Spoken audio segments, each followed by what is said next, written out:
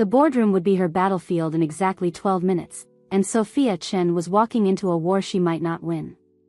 Her Louboutin heels clicked against the marble floor of Chen Industries' lobby with military precision. She'd built this empire from nothing after her father's death, turning a struggling import business into a $2.8 billion conglomerate. But family, she'd learned, was the sharpest knife of all. Her phone buzzed. Another text from her assistant. Marcus called an emergency vote. They have the proxies ready. Sophia's jaw tightened. Her cousin Marcus and Uncle William had been circling like vultures for months, buying up shares through shell companies, whispering poison about her emotional instability to anyone who'd listen. Apparently, being a woman under 40 made her unfit to run the company her own sweat had built. 11 minutes.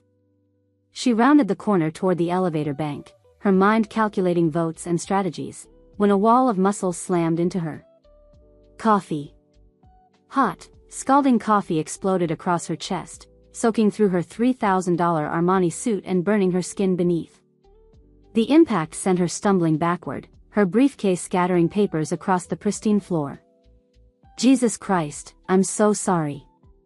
Sophia looked up into the most startling green eyes she'd ever seen. The man towering over her was built like he spent his days throwing around something heavier than spreadsheets, with dark hair and a face that belonged in magazines rather than corporate lobbies. He was already reaching for her, his hands hovering uncertainly as coffee dripped from her jacket. Any other day, she would have eviscerated him. Today, Providence had just handed her a gift. Well, she said, her voice deadly calm as she took in her ruined suit. This is interesting. The man's face went white. Ma'am, I can pay for dry cleaning, or the meeting. Sophia pulled out her phone, her fingers flying over the screen. Rebecca, we have a situation. I need to postpone the board meeting by an hour. Wardrobe emergency. She ended the call and looked back at her coffee-soaked savior. What's your name? Ethan. Ethan Stone. He was scrambling to collect her scattered papers, his movements quick and efficient despite his obvious panic. I'm here for the senior analyst interview, but I understand if you're early. Sophia studied him with new interest. Something about his movements was too smooth, too controlled. Like a predator pretending to be prey. Rebecca will escort you to the conference room. I'll be back in 30 minutes. She walked away without another word, leaving Ethan Stone staring after her with those unsettling green eyes. 20 minutes later, she returned in a fresh suit and a much better mood. Marcus would be furious about the delay, which meant her cousin was nervous. Nervous people made mistakes. The conference room buzzed with quiet conversation as she entered. 3 candidates sat at the polished table, but her attention went straight to Ethan Stone. He'd cleaned up, though she caught him touching his tie like he wanted to straighten it. When he saw her, his entire body went rigid. Gentlemen, she said, taking her seat at the head of the table. Let's begin. The first 2 candidates were forgettable, MBA clones with impressive resumes and zero imagination. But when Ethan started talking, the room changed. His financial projections were brilliant, cutting through market complexities like a blade. He saw patterns others missed, connections that shouldn't exist but did. More importantly, he was nervous as hell because he'd recognized her. Sophia leaned back in her chair, studying him.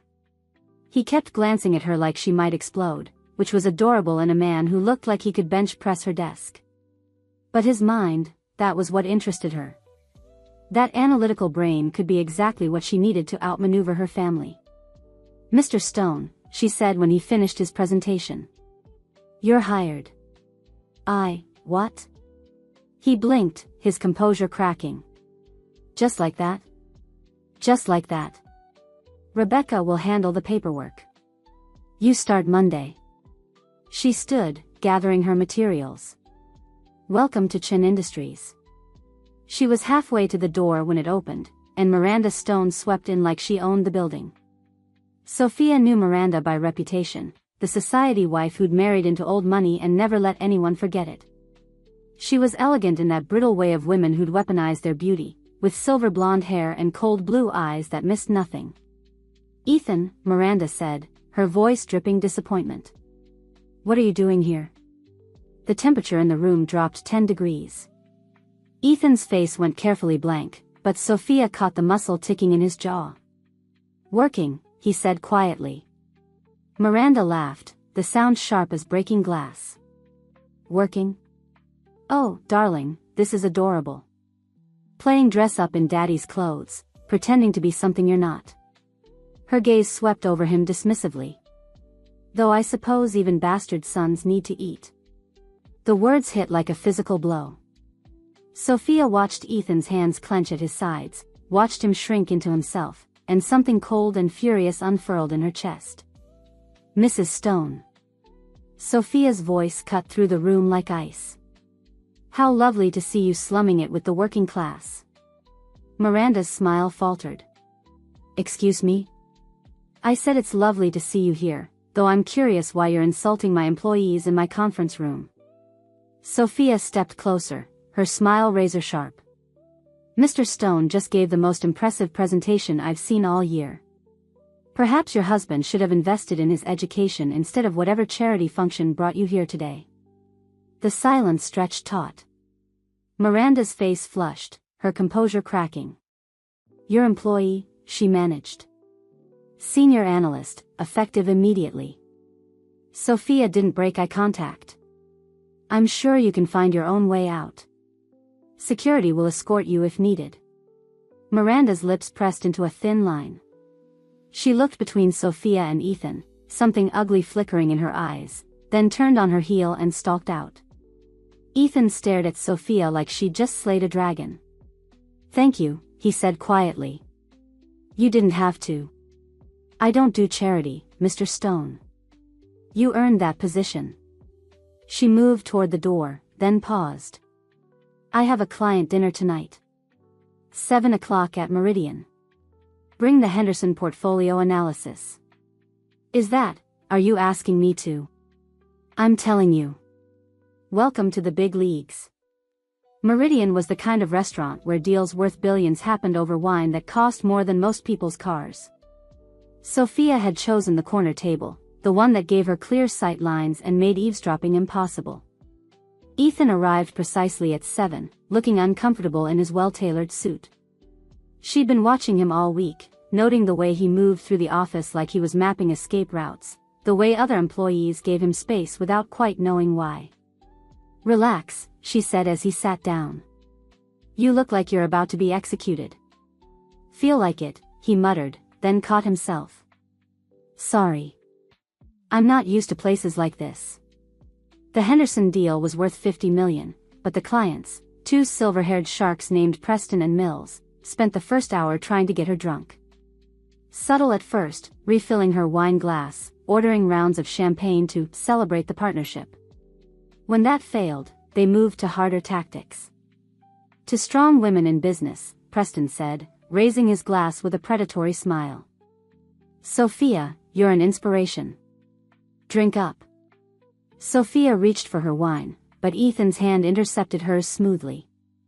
"Actually, I think Sophia mentioned she had an early morning." He switched their glasses seamlessly, downing what would have been her fourth refill in one gulp. "But I'm happy to celebrate on her behalf."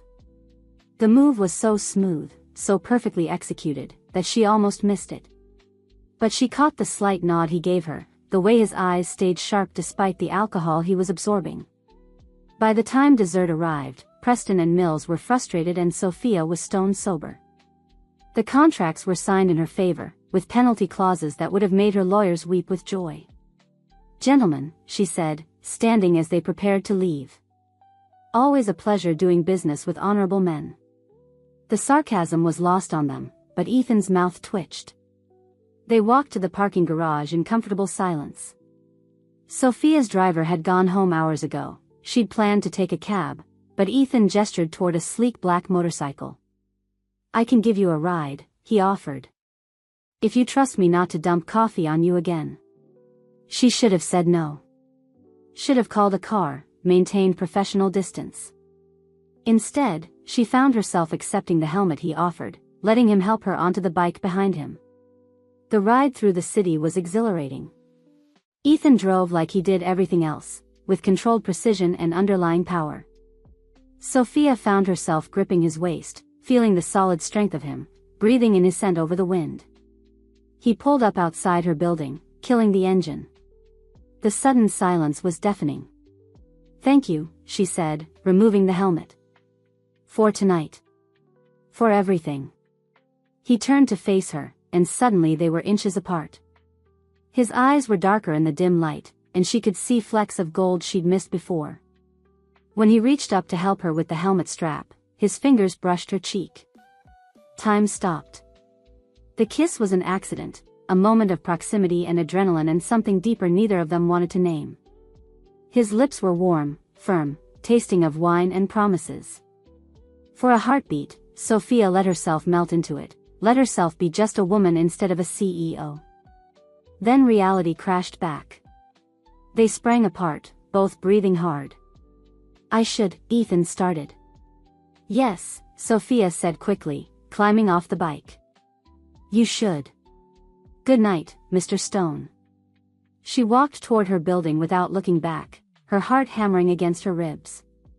Behind her, she heard the motorcycle roar to life and disappear into the night. In her penthouse, she poured herself a drink and tried to make sense of what had just happened. Ethan Stone was supposed to be her secret weapon against her family, not a complication. But something about him, the way he defended her business interests, the way he'd looked at Miranda like she was something he wanted to destroy, made her think there was more to her new employee than met the eye. Her phone buzzed. A text from an unknown number: "The packages have been delivered. Your office is now equipped for better communications. M." Sophia stared at the screen, ice forming in her veins. Marcus. Her cousin had just told her he'd bugged her office. The takeover attempt wasn't just about money or power. It was about destroying her completely. And tomorrow, she'd have to figure out if Ethan Stone was an ally or just another enemy wearing a friendly face. Chapter 2. Sophia didn't sleep that night. She sat in her home office until dawn, surrounded by financial records, proxy statements, and shell company filings that painted a picture uglier than she'd imagined. Her family wasn't just trying to steal her company, they were planning to gut it and sell the pieces. By 6 a.m., she had 3 pots of coffee in her system and a migraine that could level buildings. But she also had answers. The shell companies led back to a web of offshore accounts, all traced to one name that made her blood run cold: Victor Kane. Kane Industries was her biggest competitor, a ruthless conglomerate that had been systematically destroying smaller companies for the past 5 years. If Kane got his hands on Shin Industries, he wouldn't just own her life's work, he'd own her. Her phone buzzed. Ethan, texting at an ungodly hour: "Early meeting prep ready. Need anything?" She stared at the message, remembering the kiss, the way he'd protected her business interests without being asked. The way he'd looked at Miranda Stone like she was something that needed to be eliminated. "My office. Now." Ethan arrived 20 minutes later carrying coffee and what looked like a full financial analysis.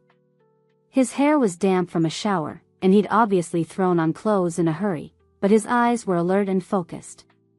"You look like hell," he said without preamble, setting the coffee on her desk. "Charming. How do you feel about corporate espionage?" His eyebrows rose. "Is that what we're calling last night's client dinner?" Despite everything, Sophia almost smiled. "No, this is what we're calling my family's attempt to destroy everything I've built." She turned her laptop toward him. "Tell me what you see." Ethan studied the screen, his expression growing darker with each scrolling page. "Shell companies. Coordinated stock purchases. They're not trying to take over, they're trying to hollow you out." His fingers flew over the keyboard, pulling up additional data she hadn't thought to look for. "Jesus, Sophia. How long has this been going on?" 8 months. Maybe longer. She watched him work, noting the way his movements became more predatory as the scope of the conspiracy became clear. "There's more. The shadow investor behind the shell companies is Victor Kane." Ethan's hands stilled on the keyboard. For just a moment, something dangerous flickered across his face, something that made the air in the room feel charged and threatening. "Kane," he said, his voice carefully neutral. "You know him?" "Everyone in corporate finance knows Victor Kane." Ethan's jaw was tight. "He's been acquiring and dismantling companies for years. Hostile takeovers, asset stripping, leaving thousands of people unemployed." He looked up at her. "If Kane's involved, this isn't just about money. He wants to destroy you personally." The certainty in his voice made her pause. "How can you be so sure?" Ethan was quiet for a long moment, staring at the screen. When he finally spoke, his voice was rough. "Because that's what predators do. They don't just hunt for food, they eliminate competition." Something in his tone made her study his profile more carefully. There was a tension in him she hadn't noticed before, a controlled stillness that reminded her of documentaries about apex predators. "We need more information," she said finally. "Financial records, communication logs, anything that ties Kane to my family directly." "I can get that," Ethan said. "Give me 48 hours. "How?" He met her eyes, and she saw something wild flicker in those green depths. "Trust me." Over the next 2 days, Sophia learned that trusting Ethan Stone was both the smartest and most dangerous thing she'd ever done. He moved through the corporate world like smoke, extracting information that should have been impossible to find. Financial records appeared on her desk, communication logs that exposed her uncle's private conversations with Kane's lawyers, evidence of bribes and threats that painted her family as willing accomplices in their own betrayal. But it was the small things that caught her attention. The way he never seemed to eat during the day but consumed massive amounts of food at dinner. The way he always knew when someone was approaching her office before they knocked. The way he watched crowds like he was cataloging threats. And the way he looked bone-deep exhausted every morning. "Where are you living?" she asked him on Thursday afternoon, when he'd been working for almost 20 hours straight. Ethan paused in his typing. "What?" "You heard me. Where do you go at night?" She'd been watching him carefully, noting the careful way he avoided personal questions, the expensive clothes that showed signs of being slept in. "I have a place." "Liar." She closed her laptop and leaned back in her chair. "You're sleeping in your car, aren't you?" His face went carefully blank. "That's not your concern. It is if it affects your work performance. And it is if you're doing it out of some misguided pride because Miranda Stone made you feel like you don't deserve better." The muscle in his jaw ticked. "I don't need charity." "Good, because I'm not offering any." Sophia stood, moving to the window that overlooked her estate. "I have a guest house. Full kitchen, separate entrance, private parking. I'm offering it to you as part of your compensation package." "Sophia." "It's a security measure," she continued, cutting off his protest. "Kane is escalating his attacks. I need someone I trust close by." She turned to face him. "Unless you don't think you can handle protecting your boss?" It was a calculated challenge, and it worked. Ethan's spine straightened, his eyes flashing with something that looked almost feral. "Fine," he said. "But I pay rent." "Fine. $1 a month. 1,000. 50. 500. 100, and you cook dinner twice a week." "I hate takeout." Despite everything, Ethan's mouth quirked upward. "Deal." Having Ethan living on her property changed everything. Sophia had always been fiercely independent, but there was something comforting about knowing he was there. She'd catch glimpses of him running the perimeter of her estate at dawn, moving with a fluid grace that shouldn't have been possible for someone his size. Sometimes she'd look out her office window and see him on the guest house deck, perfectly still, watching the tree line like he expected threats to emerge from the shadows. More disturbing were the nights she'd wake to the sound of someone prowling her gardens, only to see Ethan's silhouette moving between the trees with predatory purpose. He always claimed he couldn't sleep, that he was just walking, but Sophia began to suspect there was more to her mysterious employee than exceptional analytical skills. The attraction between them grew stronger, fed by proximity and shared purpose. When they worked late into the night, she found herself stealing glances at the way his shirt stretched across his shoulders, the way his hands moved with controlled precision over the keyboard. When he brought her coffee in the morning, their fingers would brush, and she'd feel electricity arc between them. But it was his absolute loyalty that undid her defenses. Ethan defended her interests like they were his own, anticipated her needs before she voiced them, and showed a fierce protectiveness that went beyond professional duty. When board members questioned her decisions, he had facts and figures ready to support her position. When journalists tried to corner her with hostile questions, he appeared at her elbow like a shield. It was during one of these moments that she realized she was falling for him. Ms. Chen, the reporter, had cornered her outside the courthouse after a hearing on Kane's latest lawsuit. Sources say your family believes you're emotionally unstable. How do you respond to claims that a woman your age isn't equipped to handle the pressures of running a major corporation? Sophia felt her temper flare, but before she could respond, Ethan stepped smoothly into the frame. Ms. Chen's leadership has increased company profits by 40% in the past 2 years, he said, his voice carrying quiet authority. Her emotional stability can be measured by the fact that she's built a multi-billion-dollar empire while her critics have achieved what, exactly? He guided Sophia toward the car with one hand on her back, his presence somehow making the crowd of reporters step aside. No further questions. In the car, Sophia found herself studying his profile as he drove. Thank you. Just doing my job. No, she said quietly. That was more than a job. Their eyes met in the rearview mirror, and something passed between them that had nothing to do with business and everything to do with the growing connection neither of them wanted to acknowledge. The charity gala was supposed to be a victory lap. Sophia had successfully blocked Kane's latest acquisition attempt, secured 3 major contracts, and watched her stock price climb steadily upward. The St. Catherine's Children's Hospital benefit was the kind of high-profile event where she could network, show strength, and remind the business community that Chin Industries wasn't going anywhere. She chose a midnight blue gown that hugged her curves and made her look like she could buy and sell everyone in the room, which, frankly, she probably could. Ethan wore a black tuxedo that transformed him from analytical genius to something that belonged on magazine covers. Try not to intimidate anyone into cardiac arrest, she murmured as they walked into the ballroom. That's your job, he replied, but his attention was elsewhere. His eyes swept the crowd constantly, cataloging faces and exits with military precision. The evening started perfectly. Sophia worked the room with practiced ease, securing promises of support and making strategic connections.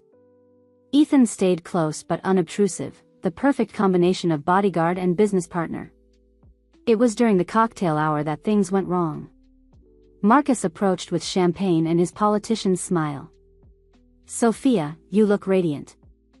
I wanted to apologize for our recent disagreements. Family business can be so complicated. Sophia accepted the glass but didn't drink. After a week of discovery, she knew exactly how complicated her cousin's business had become. Marcus. How thoughtful. She set the champagne on a nearby table without tasting it. Though I'm surprised you have time for family gatherings, given your new partnership with Victor Kane. Her cousin's smile faltered for just a moment. I don't know what you mean. Of course not. Sophia picked up a different glass from a passing waiter's tray. Silly me, thinking you'd be honest about selling our family's legacy to a corporate raider. Marcus's face darkened. You always were paranoid, Sophia. It's that emotional instability everyone talks about. She was raising the glass to her lips when Ethan's hand shot out, gripping her wrist with surprising force. Don't, he said, his voice rough with something that sounded like panic. What? The smell. His nostrils flared, and his eyes took on an almost golden cast. Something's wrong with it. Marcus stepped back, his face going pale. I don't know what you're implying. Ethan moved faster than should have been humanly possible. One moment he was beside Sophia, the next he had Marcus pinned against the wall, his hand around her cousin's throat. What did you put in it? Ethan's voice was a growl that seemed to resonate from somewhere deeper than his chest. Nothing. I don't, let go of me. But Sophia was staring at Ethan in shock. His canine teeth seemed longer, sharper. His eyes had definitely changed color, shifting from green to molten gold.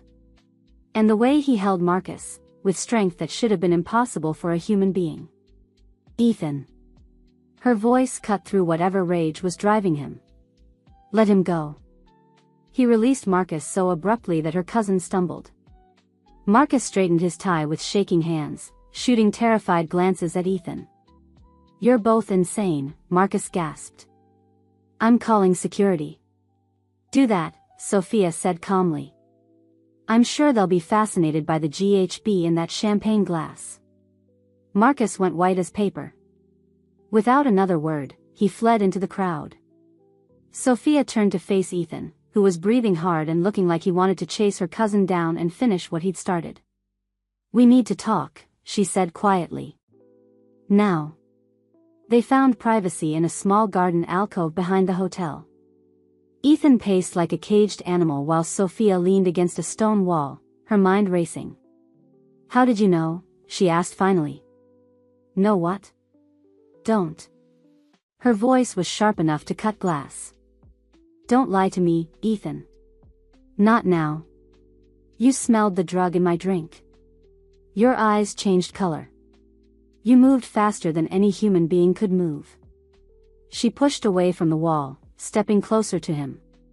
What are you? Ethan stopped pacing.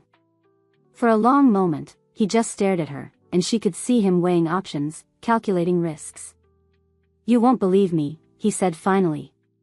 Try me. He ran a hand through his hair, his shoulders slumping in defeat. I'm a werewolf. The words hung in the air between them. Sophia felt her world tilt, rearrange itself, and settle into a new configuration that was both terrifying and oddly logical. A werewolf, she repeated. Yes. As in, full moon, howling at the night, supernatural creature werewolf. Among other things. Sophia was quiet for a long moment, processing. Then she laughed, a short, sharp sound that held no humor. You know what pisses me off most about this, she said. Ethan braced himself. That I'm a monster? That you didn't trust me with the truth? She stepped closer, her eyes blazing. I've built my entire career on loyalty and transparency, Ethan. I've trusted you with my company, my family's secrets, my life. And you've been lying to me from the beginning. I was trying to protect you. From what? From knowing that the man I've been falling for isn't entirely human? The admission slipped out before she could stop it, and she saw Ethan's eyes widen in shock. Sophia. How long have you known about Cain? The question seemed to come from nowhere, but Ethan's face went carefully blank in a way that told her everything she needed to know. What do you mean? You said Cain eliminates competition. You said it like you knew from personal experience. Her mind was working frantically, connecting dots she hadn't wanted to see. You're not just a werewolf, are you? You're connected to Cain somehow. Ethan's silence was answer enough. Tell me, she demanded. All of it. Now. Ethan looked like he was facing execution. Cain Industries isn't just a corporation. It's a pack. Victor Cain is the alpha, and most of his executives are wolves. They use supernatural abilities to gain advantages in business, enhanced senses to read opponents, physical intimidation, pack loyalty that goes beyond normal corporate structure. And you? I was part of that pack. Cain is my uncle. Miranda is his sister, which makes her my stepmother and Cain's inside source in my father's company. His voice was hollow. Cain wanted me to help destroy other businesses, to use my abilities to steal secrets and break competitors. When I refused, he had me exiled. The pieces clicked into place with sickening clarity. So you took a job with Chin Industries? Not because of Cain, Ethan said quickly. I didn't know about his connection to your family when I applied. I just needed work, needed to disappear. He stepped toward her, his expression desperate. I swear to you, Sophia, I didn't know Cain was targeting you until we found those financial records. But you suspected. He stopped, his shoulders sagging. Yes. When I saw how methodical the attack was, how personal. It had Kane's signature all over it. Sophia felt something cold and hard settle in her chest. So what am I to you, Ethan? A convenient job? A way to get revenge on your uncle? You're everything, he said, the words torn from somewhere deep inside him. You're smart and fierce and loyal, and you've built something incredible with your bare hands. You fight for your people, you never back down from a challenge, and you've shown me what it means to have someone worth protecting. His voice dropped to barely above a whisper. You're the reason I remember what it feels like to be human. Despite everything, the lies, the deception, the supernatural revelation that should have sent her running, Sophia felt her resolve waver. Because she could see the truth in his golden eyes, could hear the raw honesty in his voice. Sophia. A new voice cut through the garden air like ice. They both turned to see a man approaching through the shadows. He was tall and lean, with silver-streaked dark hair and eyes that seemed to glow in the moonlight. He moved with predatory grace, and even from a distance, Sophia could feel the power radiating from him. Ethan stepped protectively in front of her, his body going rigid. Kane. Victor Kane smiled, revealing teeth that seemed too sharp. Nephew. You've been a very difficult man to find. His gaze shifted to Sophia, and she felt like she was being evaluated by something that saw her as prey. Ms. Chen. Such a pleasure to finally meet the woman who's been giving me so much trouble. The pleasure's all mine, Sophia replied, her voice steady despite the fear clawing at her throat. Kane's smile widened. I do hope Ethan has been helpful in his new position. Though I suspect he's been less than forthcoming about his qualifications. He stepped closer, and Sophia caught a whiff of something wild and dangerous. You see, Ms. Chen, my nephew here is something of a family disappointment. Exiled from his pack for refusing to embrace his true nature. Reduced to taking charity positions with companies he's supposed to be destroying. Is that what you think this is? Sophia asked. Charity? Isn't it? Kane's eyes glittered with malicious amusement. A powerful businesswoman taking pity on the bastard son of a rival family? How touching. Your nephew is the most brilliant analyst I've ever worked with, Sophia said calmly. His insights have saved my company millions of dollars and exposed a conspiracy that reaches to the highest levels of my board. If that's your idea of charity work, I'd hate to see what you consider actual competence. Kane's expression darkened. Careful, Ms. Chen. You don't know what you're dealing with. Don't I? Sophia stepped around Ethan, ignoring his warning growl. I'm dealing with a corporate raider who's been using supernatural abilities to destroy honest businesses. I'm dealing with a man who's so threatened by competition that he has to resort to drugging his opponents at charity galas. She smiled, showing teeth of her own. And I'm dealing with someone who's about to learn that human women can be just as ruthless as any wolf. The silence stretched between them, charged with violence barely held in check. Kane's nostrils flared, and for a moment, Sophia thought he might actually attack her. Instead, he laughed. You have no idea what's coming for you, he said. Ethan may have told you some of our family secrets, but he's left out the most important part. Kane's gaze shifted to his nephew, and something cruel flickered in his eyes. Tell her, Ethan. Tell her why you were really exiled. Tell her what you did to earn a death sentence from your own pack. Ethan's face went ashen. Kane. Tell her, Kane continued, his voice dropping to a dangerous purr, about the humans you killed. The words hit Sophia like a physical blow. She felt the world tilt again, felt everything she thought she knew about Ethan crumble into dust. Is it true? She whispered. Ethan closed his eyes, his entire body radiating defeat. Yes.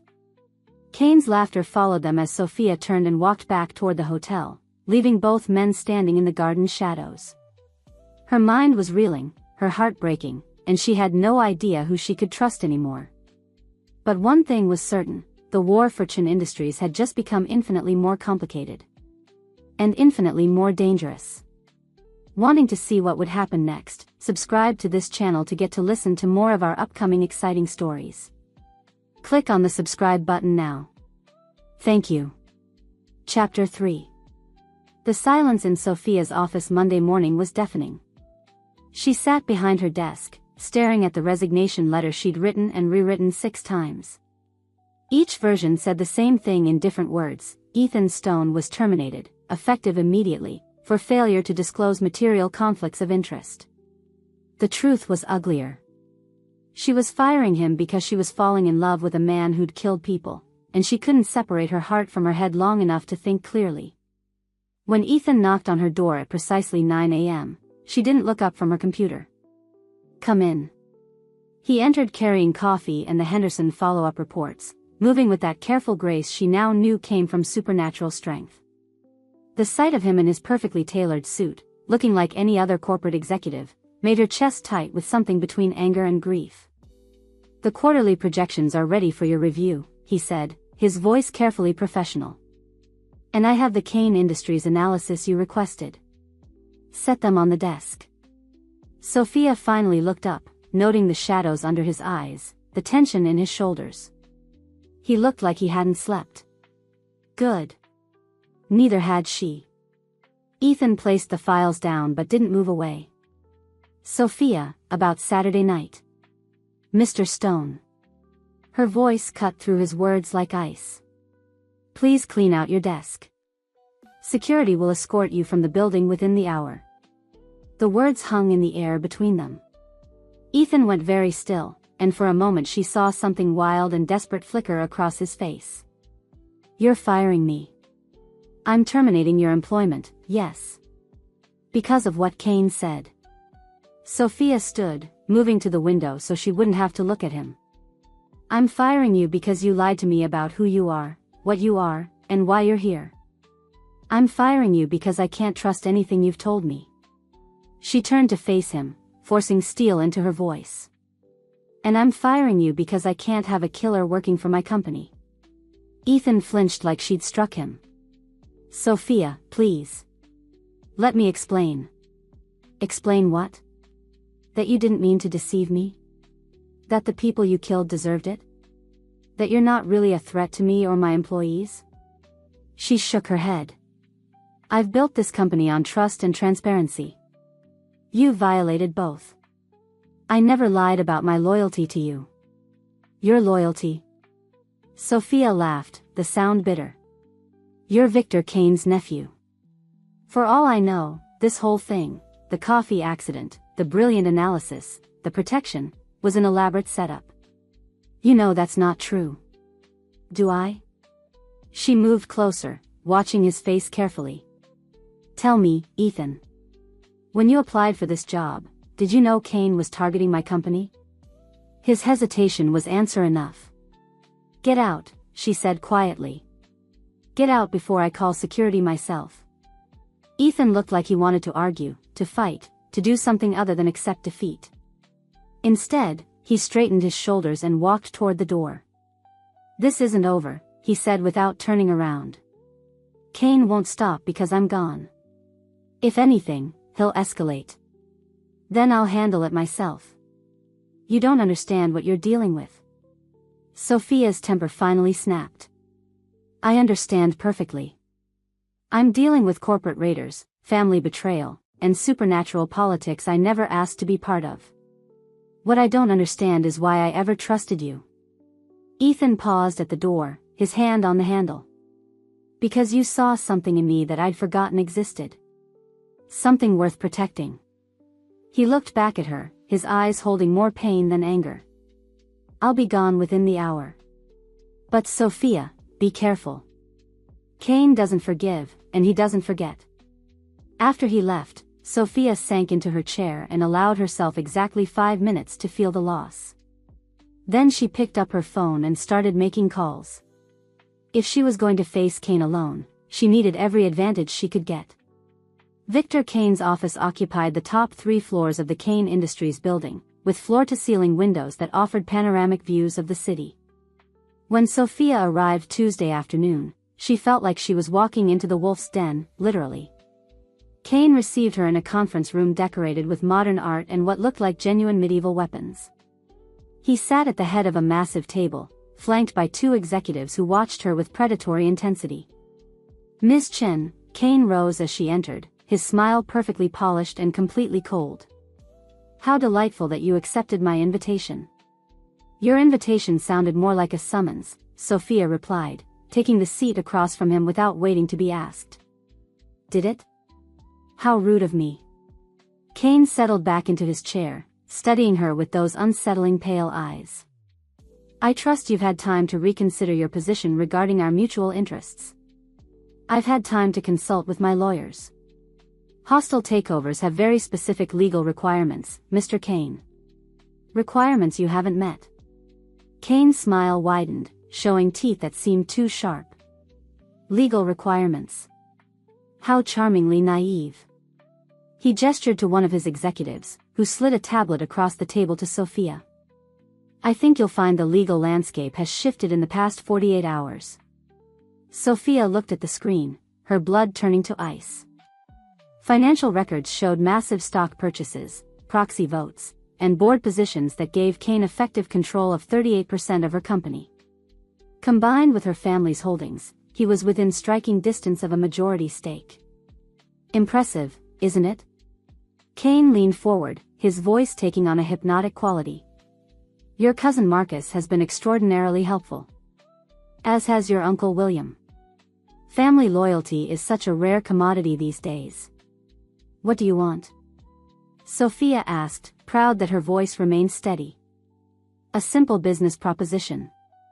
Sell me 51% of Chen Industries at fair market value, and I'll call off your family's takeover attempt. You'll retain operational control, continue as CEO, and your employees keep their jobs." Kane's eyes glittered. "Refuse, and I'll destroy everything you've built piece by piece." "And if I agree to this generous offer?" "You'll discover that working with Kane Industries can be quite profitable. We have resources that extend far beyond traditional business methods." Sophia caught the implication. Supernatural resources. Pack loyalty. Methods that gave Kane's companies advantages no human competitor could match. "I need time to consider." "You have until Friday," Kane interrupted. "The board vote is scheduled for 10 a.m. I do hope you'll make the right choice." Sophia stood, gathering her composure around her like armor. "Before I go, I'm curious about something. Your nephew, Ethan Stone. You mentioned he was supposed to be your inside man." Kane's expression darkened. "Ethan has always been disappointingly sentimental. I placed him at Chen Industries to gather intelligence and identify vulnerabilities.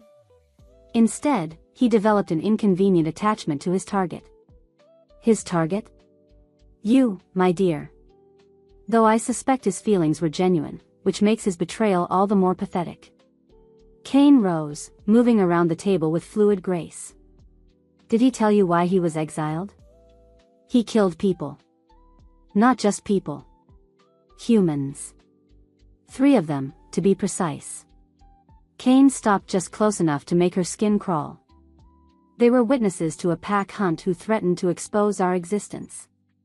Ethan was ordered to eliminate them quietly. Instead, he lost control and tore them apart in a blood frenzy that left forensic evidence scattered across half a city block." Sophia kept her face carefully blank, though her stomach churned. "The pack spent considerable resources covering up his mistake," Kane continued. "Bribing officials, destroying evidence, silencing additional witnesses. When I ordered him to clean up his own mess by killing the investigating detective, he refused. Said he was done with murder." Kane's laugh was soft and deadly. "So I exiled him, thinking isolation would teach him the value of pack loyalty. Apparently, I was wrong. Why are you telling me this?" "Because I want you to understand exactly what kind of man you trusted with your life." Kane moved even closer, and Sophia caught the scent of something wild and dangerous. "And because I want you to know that when I'm done with you, there won't be enough left for him to save." Sophia left the Kane Industries building feeling like she'd been swimming in sewage. Every survival instinct she possessed screamed at her to run, to liquidate her assets and disappear somewhere Kane's influence couldn't reach. Instead, she went back to her office and started planning a war. The evidence Ethan had helped her gather was still valid, whatever his motives had been for collecting it. Her cousin's embezzlement, her uncle's secret deals with Kane, the shell companies, all of it could be used to expose their conspiracy. If she moved fast enough, she might be able to turn her own board against the takeover. She spent the next 3 days building her case, working 18-hour days fueled by coffee and pure fury. By Thursday night, she had enough evidence to destroy Marcus's reputation and possibly send him to prison. She also had a growing certainty that she was being watched. The emergency board meeting was called for Thursday at 7 p.m., after normal business hours when the building would be mostly empty. Sophia had chosen the timing deliberately. She wanted privacy for what was essentially a family execution. The conference room felt like a battlefield as the 12 board members filed in. Marcus arrived with his usual politician's smile, but Sophia caught the nervous tick in his left eye. Uncle William looked older than she remembered, his face drawn with what might have been guilt or fear. "Thank you all for coming," Sophia began, standing at the head of the table with a folder full of documents. "I've called this meeting to address serious allegations of financial impropriety and breach of fiduciary duty." Marcus's smile faltered. "Sophia, if this is about our disagreement regarding company direction. This is about embezzlement." Sophia opened the folder, distributing copies of bank records and transaction logs. Over the past 8 months, someone has been using shell companies to siphon money from Chin Industries' accounts. The total amount exceeds $12 million. The room erupted in shocked murmurs. Uncle William went pale, but Marcus recovered quickly. "These are serious allegations," he said, his voice steady. "Do you have proof of who's responsible?" "I do." Sophia pulled up a presentation on the conference room screen.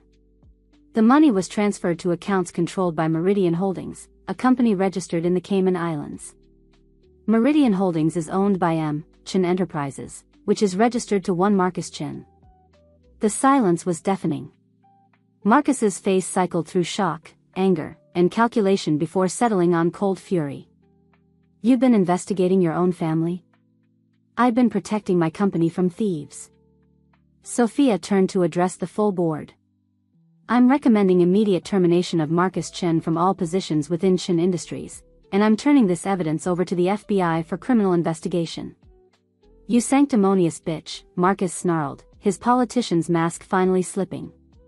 "You think you're so perfect, so much better than the rest of us. But you're nothing but a hypocrite." "Marcus," Uncle William tried to intervene. "No," Marcus stood, pointing an accusatory finger at Sophia. "You want to talk about deception? Let's talk about your new boyfriend, Ethan Stone. Did you bother to tell the board that you've been sleeping with Victor Kane's nephew?" The room went silent. Sophia felt her carefully constructed case crumbling around her. "That's not. Ethan Stone is a Kane," Marcus continued, his voice rising. "He's been feeding information to our biggest competitor while playing house with our CEO. Either Sophia knew about it, which makes her complicit in corporate espionage, or she didn't know, which makes her incompetent." Board member after board member turned to stare at Sophia. She could see the doubt creeping into their faces, the questions about her judgment and leadership. "The relationship with Mr. Stone was professional," she said, knowing how weak it sounded.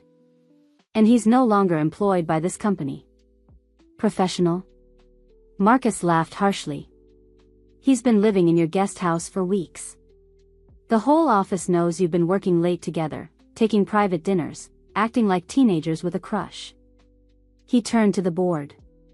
"How can we trust her judgment about anything when she's been compromised by a Kane operative?" Uncle William cleared his throat uncomfortably. "Sophia, perhaps you should consider taking a leave of absence while we investigate these complications." "A leave of absence?" Sophia's voice was deadly quiet. "From the company I built?" "It's temporary," another board member said quickly. "Just until we can sort out the implications of this Kane connection." Sophia looked around the table, seeing the doubt and suspicion in every face. Even the members who'd supported her for years were wavering, uncertain about her judgment and leadership. Marcus sensed victory. "I motion for a vote of no confidence in Sophia Chen's leadership, effective immediately." "Seconded," Uncle William said quietly. The vote was 8-4 against her. Sophia gathered her papers with steady hands, her mind already calculating her next move. She'd lost this battle, but the war was far from over. "This meeting is adjourned," she said, walking toward the door. "I'll be in my office if anyone needs me." It was only after she left that she realized how fatal those words might prove to be. Sophia's penthouse was supposed to be a fortress. The building had state-of-the-art security, keycard access, and cameras monitoring every entrance. Her apartment occupied the entire top floor, with bulletproof windows and a panic room that could withstand anything short of military assault. None of it mattered when the enemy could scale 30 stories of glass and steel. She was in her home office, working on legal strategies to regain control of her company, when the lights went out. Emergency lighting kicked in a second later, bathing everything in an eerie red glow. Sophia reached for her phone to call security, but the sound of breaking glass from her living room made her freeze. The crash was followed by silence so complete she could hear her own heartbeat. Moving carefully, she made her way toward the panic room, her bare feet silent on the hardwood floor. She was halfway there when she heard them, footsteps that were too quiet, too measured to be human. The first assassin came around the corner low and fast, moving with inhuman speed. Sophia had a split second to register glowing yellow eyes and elongated canines before he lunged. She threw herself sideways, grabbing a letter opener from her desk and slashing wildly. The blade caught him across the face, drawing a line of blood and an inhuman snarl. He backhanded her with enough force to send her sprawling across the floor. "The boss wants her alive," a voice said from the darkness. But he didn't say undamaged.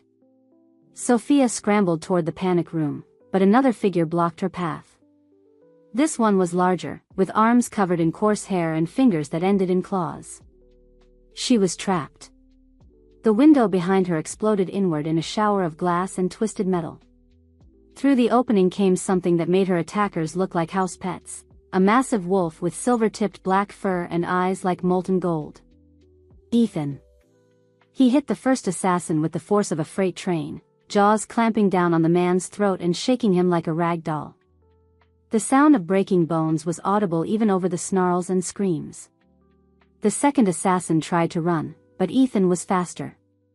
He took the man down in the hallway, and Sophia heard sounds she'd never be able to forget, wet, tearing noises that spoke of violence beyond human comprehension.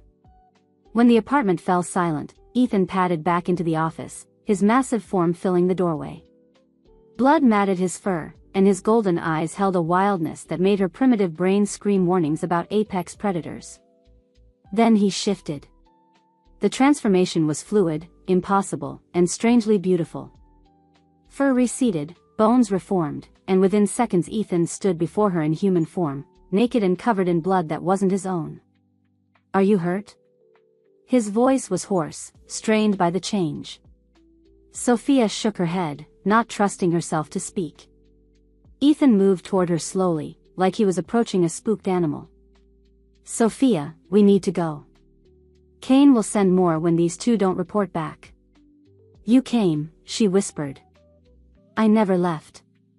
He knelt beside her, his hands gentle despite the violence she'd just witnessed. "I've been watching your building since Monday, waiting for exactly this." "How did you know?" Ethan's expression darkened. "Because I know Kane. He doesn't just want your company, he wants you dead. You've seen too much of his world, heard too many secrets. The business deal was always a lie."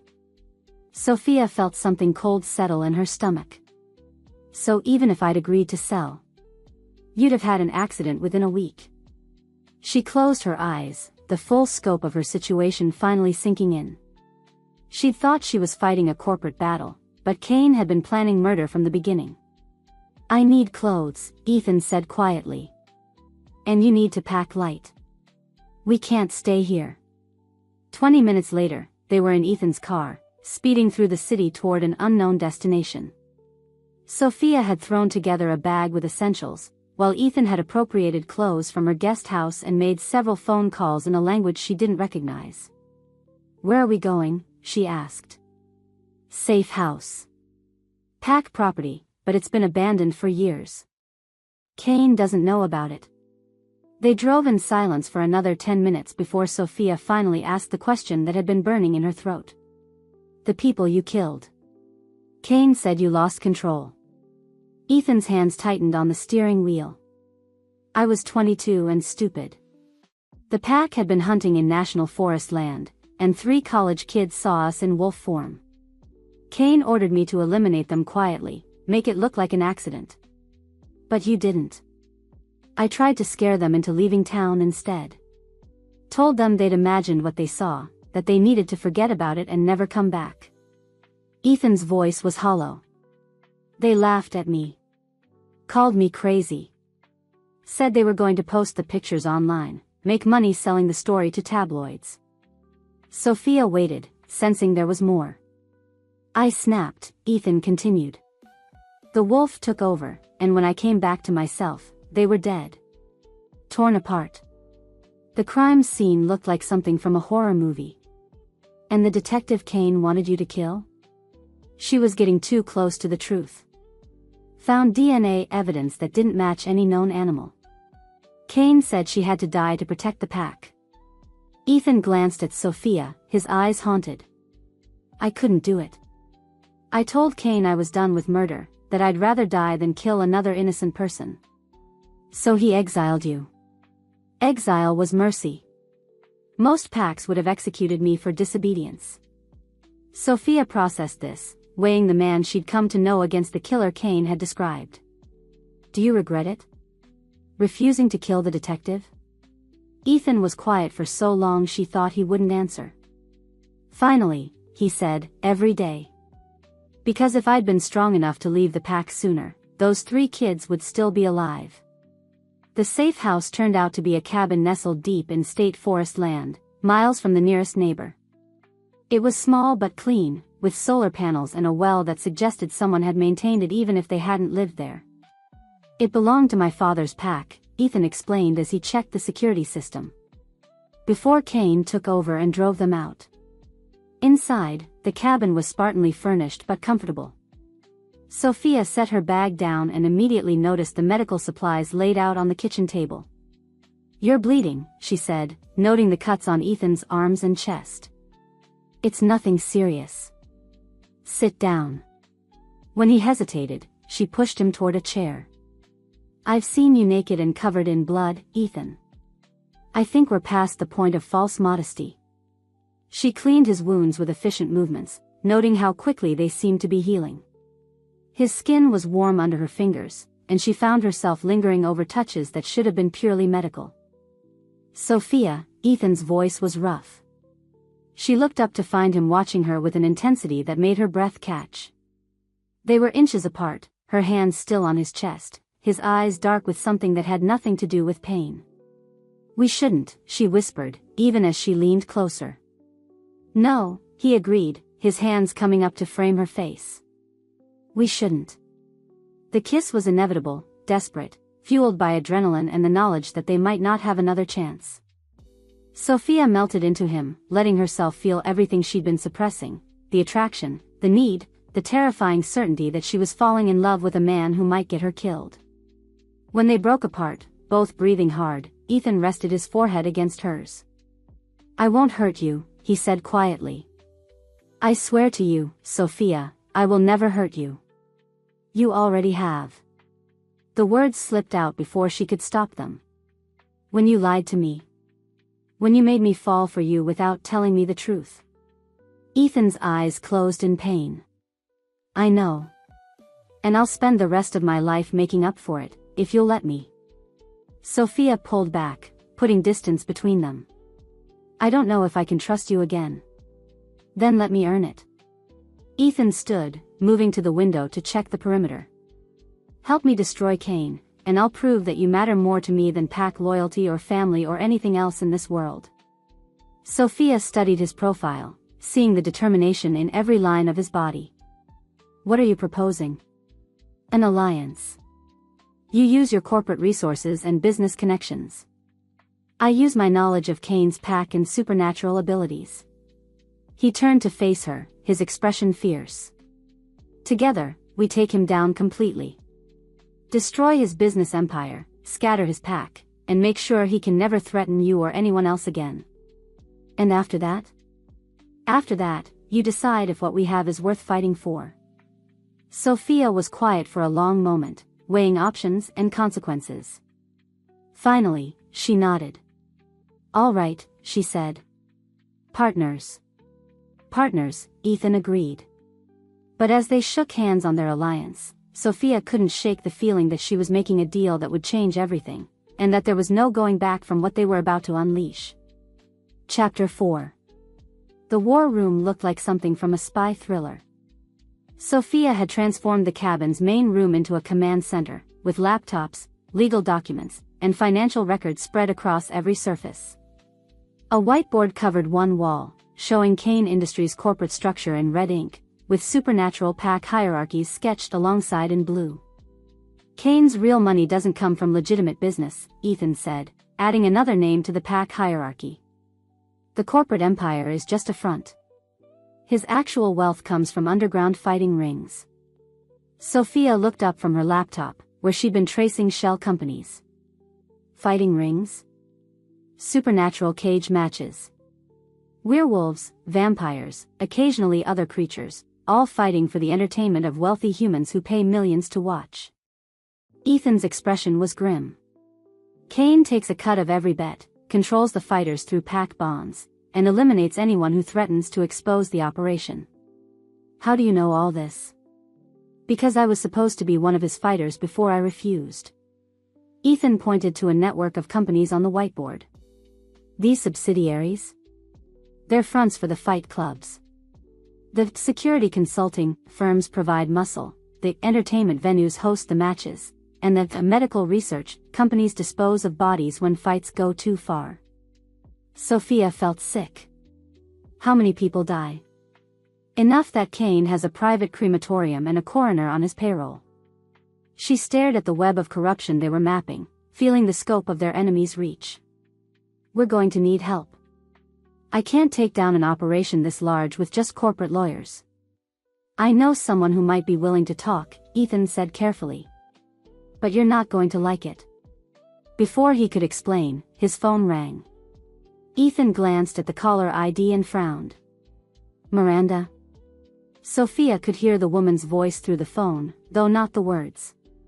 Ethan's expression shifted from confusion to shock to something approaching hope. Where? He asked. Are you sure you weren't followed? A pause. All right. 1 hour. He hung up and turned to Sophia. Miranda wants to meet. She says she has information about Kane that could help us. It's a trap. Maybe. But she sounded desperate. And she mentioned something about my father's death.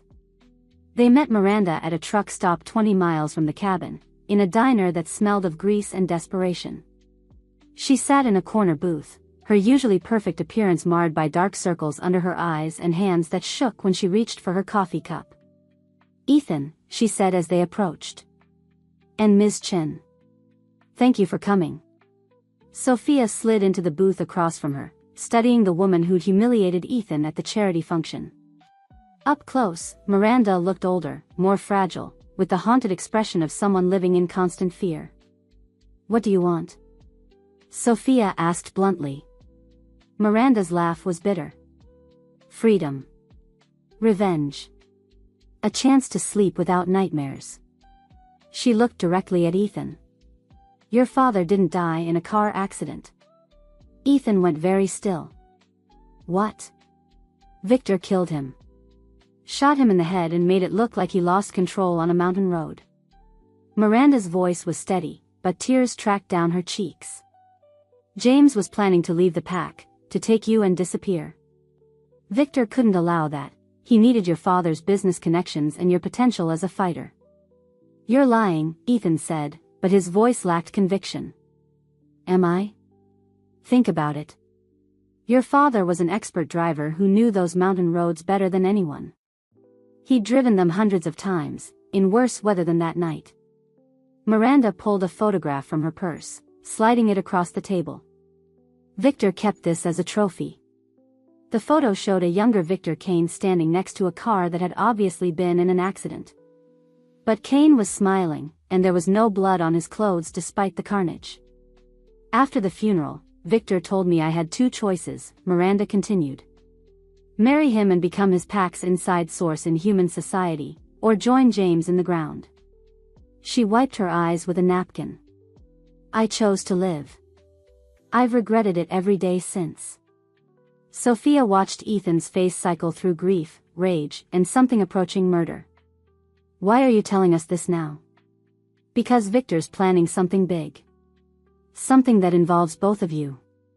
Miranda leaned forward, lowering her voice. He's been moving large amounts of money offshore, liquidating assets that aren't tied to his core businesses.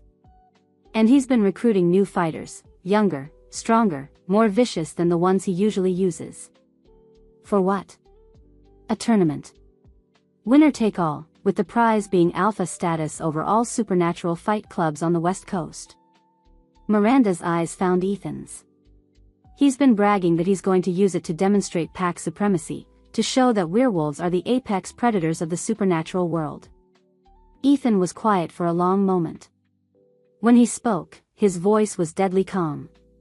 What do you need from us? Protection. Evidence that will hold up in human courts. And a guarantee that when this is over, Victor Kane will never be able to hurt anyone again. Miranda reached into her purse again, pulling out a thick envelope. Financial records from the fight clubs. Medical reports from the illegal experiments he's been conducting on captured supernatural creatures. And video evidence of at least 6 murders. Sophia took the envelope, feeling its weight. Why should we trust you? Because I loved James Stone more than I've ever loved anything in my life. And because Victor Kane destroyed that love for his own amusement. Miranda's voice was fierce now, all traces of fragility gone. I want him to pay for every life he's taken, every family he's destroyed, every person he's forced to bow to his will. If we do this, Ethan said slowly, Kane will know you helped us. He'll kill you. He's going to kill me anyway, Miranda replied. I've outlived my usefulness, and I know too much. At least this way, my death might mean something. Back at the cabin, Sophia spread Miranda's evidence across the kitchen table while Ethan paced like a caged animal. The documents painted a picture of systematic brutality that made her stomach turn, medical experiments that tortured supernatural creatures in the name of research, fight clubs where participants were forced to battle to the death, financial records showing profits in the hundreds of millions. This is enough to bring down his entire operation, she said, looking up from a particularly damning set of bank records. If we can get it to the right people. The right people won't believe it, Ethan replied. Half of this evidence requires accepting that supernatural creatures exist. The other half implicates some of the most powerful people in the state. Then we make them believe it. Sophia pulled up her laptop, her fingers flying over the keys. We don't dump everything at once. We start small, financial irregularities, health code violations, suspicious deaths that look like accidents. We build a case that forces them to investigate deeper. And while they're investigating, Kane will be eliminating witnesses and destroying evidence. Not if we move fast enough. Sophia turned the laptop toward him, showing a timeline she'd constructed. 3 weeks. We hit him with everything we have in 3 weeks, criminal charges, civil lawsuits, regulatory investigations, and media exposure all at the same time. He won't be able to cover all the bases. Ethan studied the timeline, his expression thoughtful. It could work. But we'll need more than just evidence. We'll need allies. I have a list of companies Kane has destroyed, families he's bankrupted, employees he's blacklisted. Some of them will want revenge badly enough to risk helping us. And I know supernatural creatures who've escaped his fight clubs, pack members who hate what he's turned the werewolf community into. Ethan moved to stand behind her chair, his presence warm and reassuring. We're actually going to do this, aren't we? We're going to destroy him, Sophia confirmed. Completely. Over the next week, they fell into a rhythm of planning and preparation that felt strangely domestic. Sophia worked the phones during the day, reaching out to former Kane victims and building a coalition of allies willing to testify against him. Ethan disappeared for hours at a time, meeting with supernatural contacts and gathering intelligence about Kane's current operations. In the evenings, they shared simple dinners and compared notes, their professional partnership slowly deepening into something more personal. "Tell me about your father," Sophia said one night as they cleaned dishes together. Ethan was quiet for so long she thought he wouldn't answer. Finally, he said, "He was the strongest man I knew, but he hated violence. Said being a werewolf didn't give him the right to be a monster. He dried a plate with unnecessary force. He tried to teach me that strength should be used to protect people, not dominate them." Sounds like he succeeded. Did he? "I killed 3 innocent people, Sophia. I don't know if that makes me a protector or a monster." She turned to face him, studying his profile in the dim light. "Monsters don't feel guilt about their actions. They don't spend years trying to atone for their mistakes. They don't sacrifice their own safety to protect someone else. Is that what you think I'm doing? Protecting you? Aren't you?" Ethan set down the towel and turned to face her fully. "I'm trying to. But every day I'm here puts you in more danger. Kane knows I care about you, which makes you a target. Eventually, he's going to force me to choose between your safety and stopping him. Then we'd better stop him first."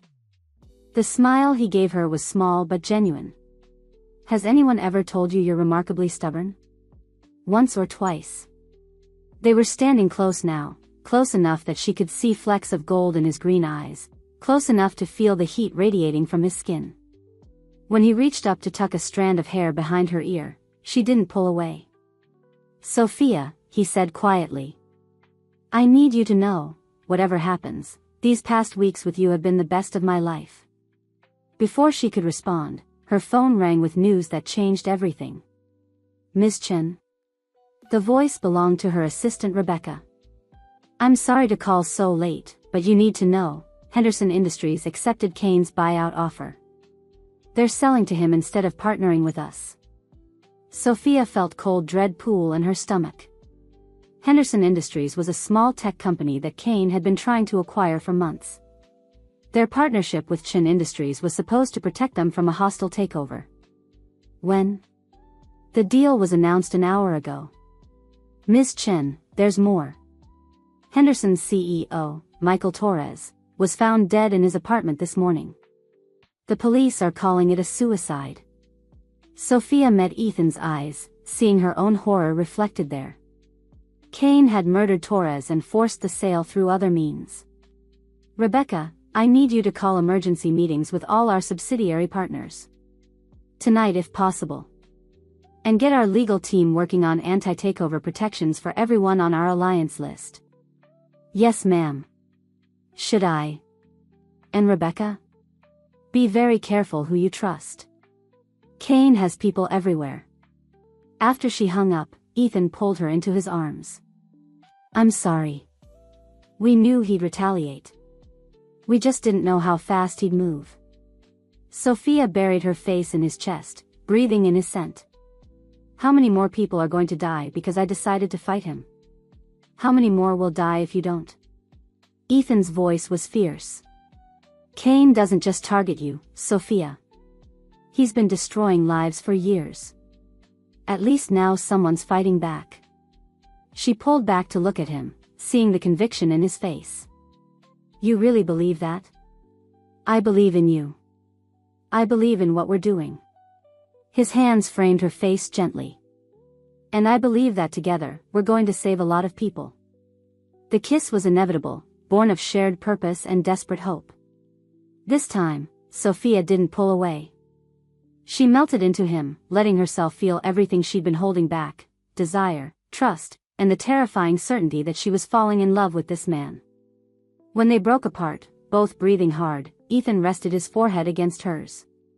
"We saved Henderson's employees," he said quietly. 300 people who won't lose their jobs because of Kane's greed."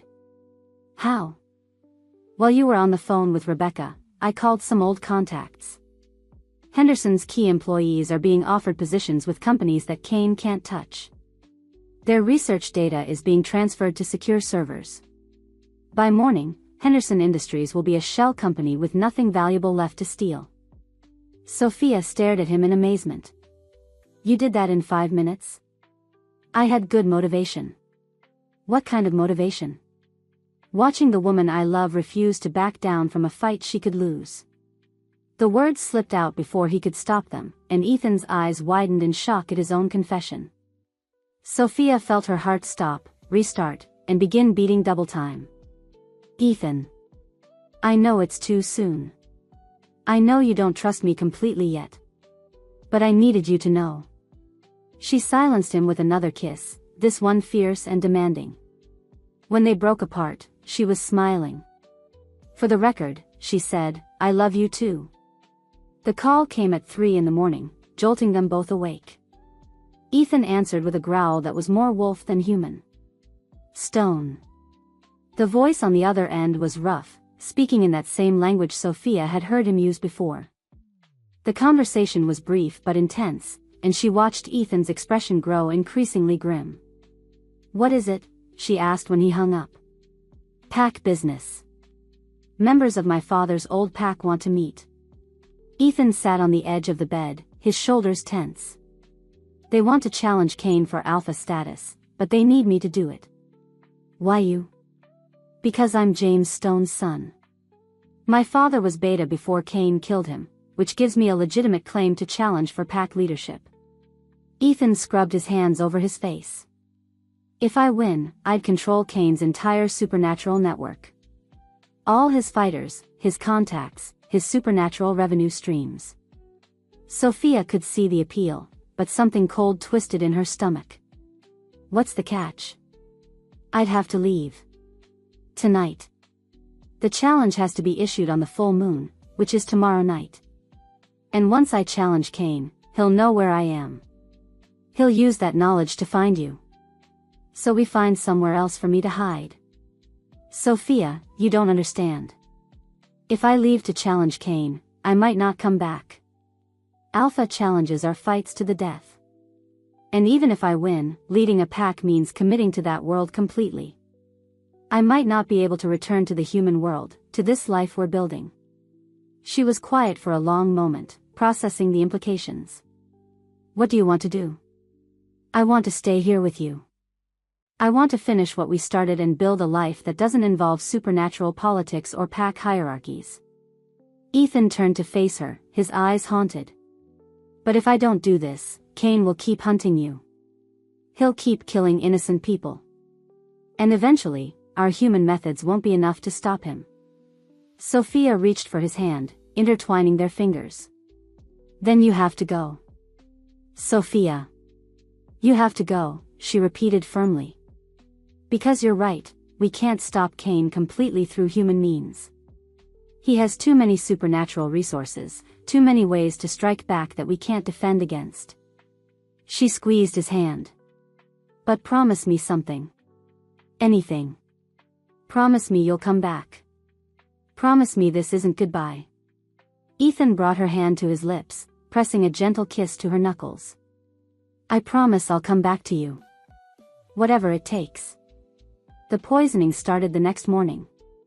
Sophia was in her temporary office, a secure location Ethan had arranged before leaving at dawn, when the calls started coming in. First Rebecca, then her head of security, then the plant manager, all reporting the same thing. Employees at Chin Industries' main facility were getting sick. How many? Sophia asked, already pulling up building schematics on her laptop. 37 so far, Rebecca reported. Nausea, vomiting, some respiratory distress. The paramedics think it might be something in the water system. Sophia felt ice form in her veins. Evacuate the building. Now. All employees out, and call in hazmat teams to test everything. Ms. Chen, the news crews are already here. They're saying it's criminal negligence, that Chin Industries cut corners on safety protocols. It's not negligence, it's sabotage. Sophia was already grabbing her keys. Rebecca, I need you to call our crisis management team and our lawyers. This is going to get ugly fast. The scene at Chin Industries was chaos. News vans lined the street, employees sat in ambulances receiving treatment, and protesters had already gathered with signs demanding corporate accountability. Marcus stood in front of the building, giving an interview to a news crew. This is exactly what the board was afraid of, he was saying. Sophia Chen's erratic leadership and poor judgment have created a culture of negligence that puts innocent people at risk. Sophia watched from her car, her hands clenched on the steering wheel. Kane was behind this, she knew it with absolute certainty. But he'd been clever enough to make it look like corporate incompetence rather than criminal sabotage. Her phone rang. An unknown number. Ms. Chen. This is David Chen. I think we need to talk. David Chen, her mentor, the man who taught her everything about running a business. They weren't related, but he'd been like a father to her since her own father's death. David, where are you? I've been trying to reach you for days. I'm safe. For now. But Ms. Chen, I'm afraid I have some very bad news. The line went dead. When her phone rang again, it was a different voice, cold, cultured, and utterly terrifying. Ms. Chen. Victor Kane. I believe you've been looking for Mr. David Chen. What do you want? A simple trade. You sign over 51% of Chin Industries to me, and Mr. Chen lives to see another birthday. You have until midnight to decide. If you hurt him, the choice is yours, my dear. Your company, or his life. I do hope you'll make the right decision. Sophia stared at her phone after Kane hung up, her mind racing. David Chen was the closest thing to family she had left, the man who'd believed in her when everyone else saw only a young woman in over her head. But signing over her company would give Kane control of everything she'd built, everything her employees depended on. It would also sign death warrants for everyone who'd helped her fight him. Her hand moved instinctively to her stomach, where she'd been feeling strange flutters for the past few days. The nausea she'd attributed to stress, the exhaustion she'd blamed on their hectic schedule. The realization hit her like a physical blow. She was pregnant. Sophia sat in her car outside the building that had been her life's work, watching emergency crews clean up Kane's latest attack, and tried to process the impossible. She was carrying Ethan's child, and he was gone, possibly forever, to fight a battle that might save them all or leave her completely alone. The future she'd been building with him suddenly felt impossibly fragile, balanced on the edge of a war that was about to consume everything she'd ever cared about. But first, she had to save David Chen. And then she had to decide if she was strong enough to fight Kane alone while protecting the life growing inside her. Chapter 5. The ancient rules of pack challenge hadn't changed in centuries. Ethan stood at the edge of Kane's territory, a sprawling industrial complex that housed both legitimate businesses and the underground fight clubs that generated Kane's real wealth. The full moon hung overhead like a spotlight, and he could feel the pull of the change beneath his skin. Behind him, 3 members of his father's old pack waited in human form, their expressions grim. They'd risked everything to support his challenge, knowing that failure meant death for all of them. "You sure about this?" asked Marcus Webb, his father's former lieutenant. "Kane's been Alpha for 15 years. He's not going to fight fair." Ethan checked the silver knife at his belt, the traditional weapon used to mark the beginning and end of a challenge. "He's never fought fair. That's why he needs to be stopped." "And the human female?" "Chen. She can take care of herself." Ethan's voice was steady, but his heart clenched at the thought of leaving Sophia alone. Right now, David Chen's life depends on Kane being distracted by this challenge. They approached the main building in formation, Ethan leading with the others flanking him. Security cameras tracked their movement, but no one tried to stop them. Kane would want witnesses to Ethan's death. It would cement his authority over any other potential challengers. The lobby was filled with Kane's inner circle, both human and supernatural. They formed a corridor leading to the elevator bank, their faces showing everything from curiosity to bloodthirsty anticipation. Kane waited on the top floor, in what had once been a corporate boardroom but now served as a modern throne room. He stood behind a massive desk made from a single piece of black marble, wearing a perfectly tailored suit that couldn't hide the predatory power beneath. "Nephew," Kane said, his voice carrying across the room. "How delightfully unexpected. Though I did hear about your recent employment troubles."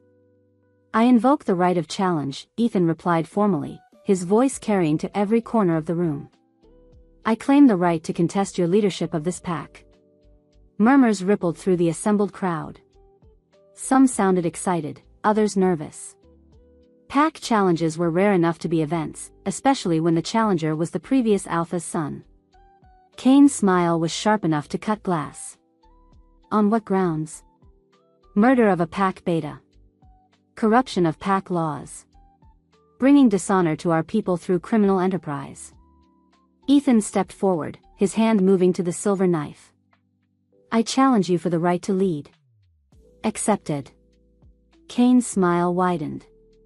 "Though I'm afraid the terms have evolved since your father's time." Before Ethan could ask what he meant, the floor around him erupted with silver-lined steel bars, forming a cage that trapped him in the center of the room. The metal burned where it touched his skin, and he could feel his werewolf strength being sapped by the proximity to so much silver. "You see," Kane continued conversationally, "a traditional challenge seems so limited. Just two wolves fighting for dominance. Where's the artistry in that?"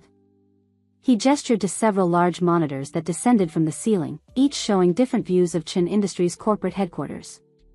"Instead, we're going to have a more comprehensive contest."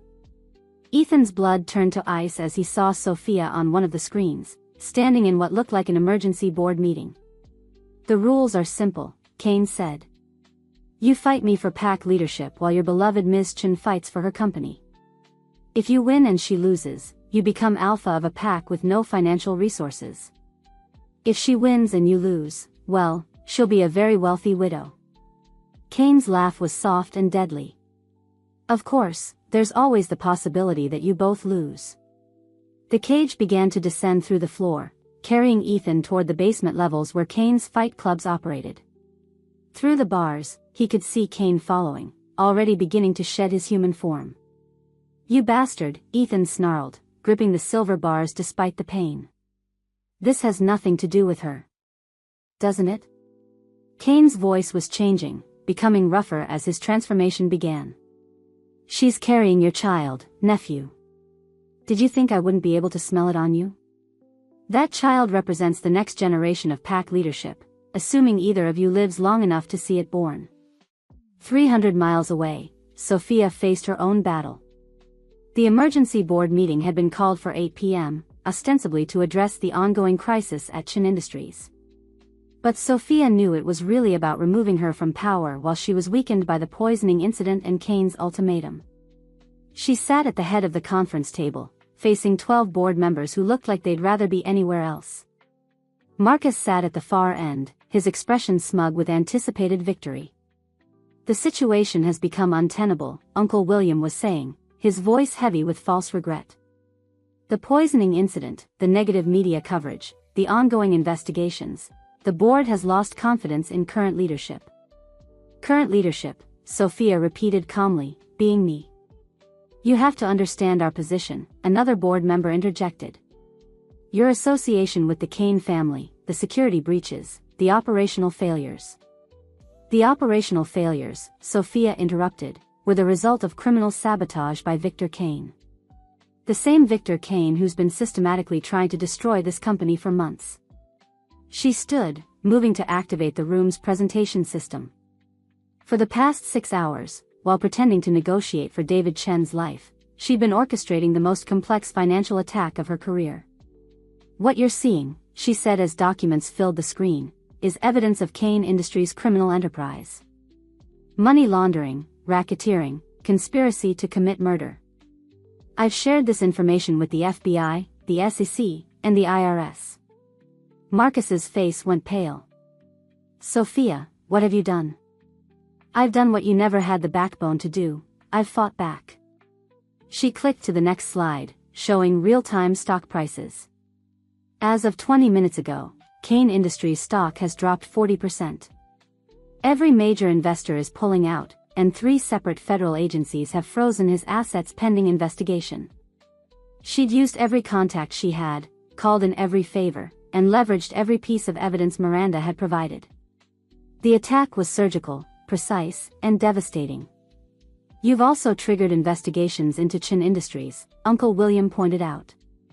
"Our own stock price is falling. Temporarily. But Kane Industries won't recover from this." Sophia moved to the window, looking out at the city lights. "I've also been in contact with the CEOs of 17 companies that Kane has targeted over the past 5 years. They're pooling resources to file a massive class action lawsuit against Kane Industries and any company that's aided his criminal enterprise."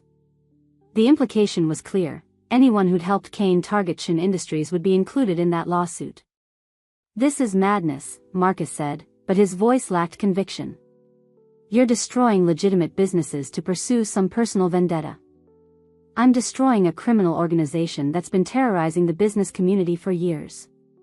Sophia turned back to face the board. "The question is whether Chin Industries is going to be part of the solution or part of the problem." Before anyone could respond, her phone buzzed with a text from Miranda. "It's starting. Kane and Ethan are fighting. Time for phase 2. Sophia excused herself, stepping into the hallway to call Miranda back. "How is he?" she asked immediately. "Alive, for now. But Kane's not fighting fair. The entire setup is designed to weaken Ethan while giving Kane every advantage." Miranda's voice was tense. "Are you ready for your part?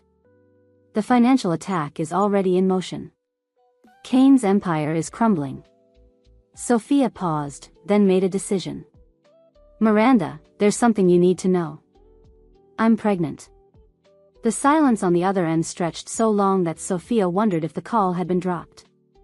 "Pregnant," Miranda finally repeated. "With Ethan's child." "Yes. This changes everything.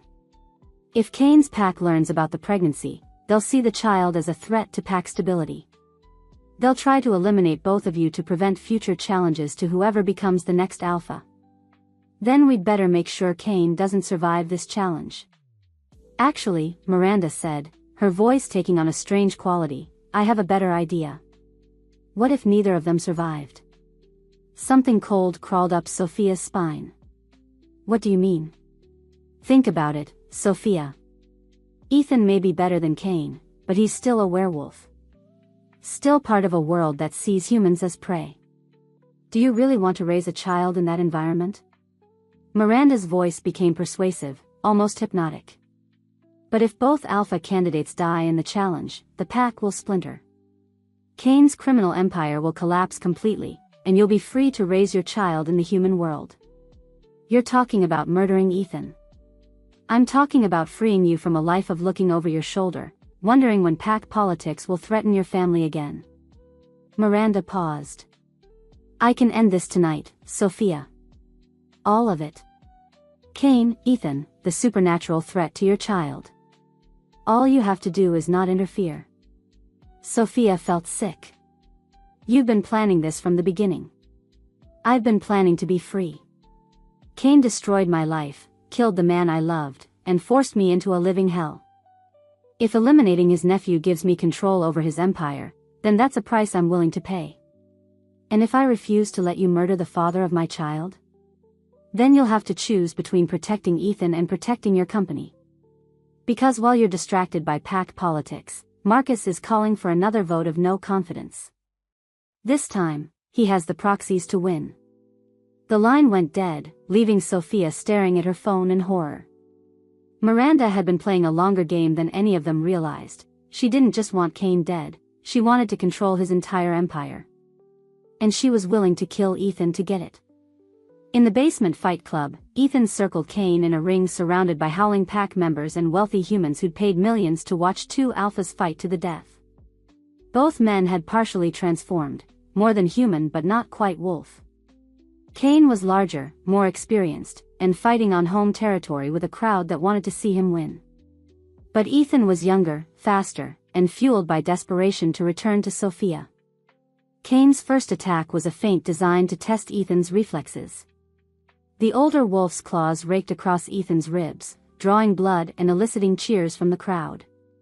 "Tell me, nephew," Cain growled as they circled each other, "does your human female know about the child yet?" Ethan's concentration wavered for just a moment, long enough for Cain to land a devastating blow that sent him crashing into the silver-lined walls. The metal burned through his shirt, searing his skin and weakening his supernatural healing. "I can smell it on you," Cain continued, pressing his advantage. "The scent of pregnancy hormones, the protective instincts that make you sloppy." He lunged forward, going for Ethan's throat. "She'll make an excellent addition to my breeding program after you're dead." Rage exploded through Ethan's system, giving him strength he didn't know he possessed. He caught Cain's arm mid-strike, using the older wolf's momentum to throw him across the ring. "You'll never touch her," Ethan snarled, his canine teeth fully extended now. "Won't I?" Cain rolled to his feet, blood streaming from a gash on his forehead. "Even if you win this challenge, my pack will never accept a half-human child as heir. They'll hunt her down and kill both her and the baby to preserve pack purity." The words hit Ethan like physical blows. He'd been so focused on defeating Cain that he hadn't considered what would happen afterward. Becoming Alpha would make Sophia and their child even bigger targets. Cain sensed his moment of doubt and attacked with renewed fury, his claws seeking vital organs. Ethan barely managed to dodge, feeling razor-sharp nails slice through the air inches from his heart. 3 floors above, Sophia walked back into the boardroom to find chaos. Marcus was on his feet, addressing the board with passionate intensity. "She's lost her mind. Attacking legitimate businesses, making wild accusations, putting all of our jobs at risk with her vendetta against Cain Industries." "The vote is 8-4, Uncle William announced as Sophia took her seat. "The board finds current leadership unfit to continue." "Unfit based on what evidence?"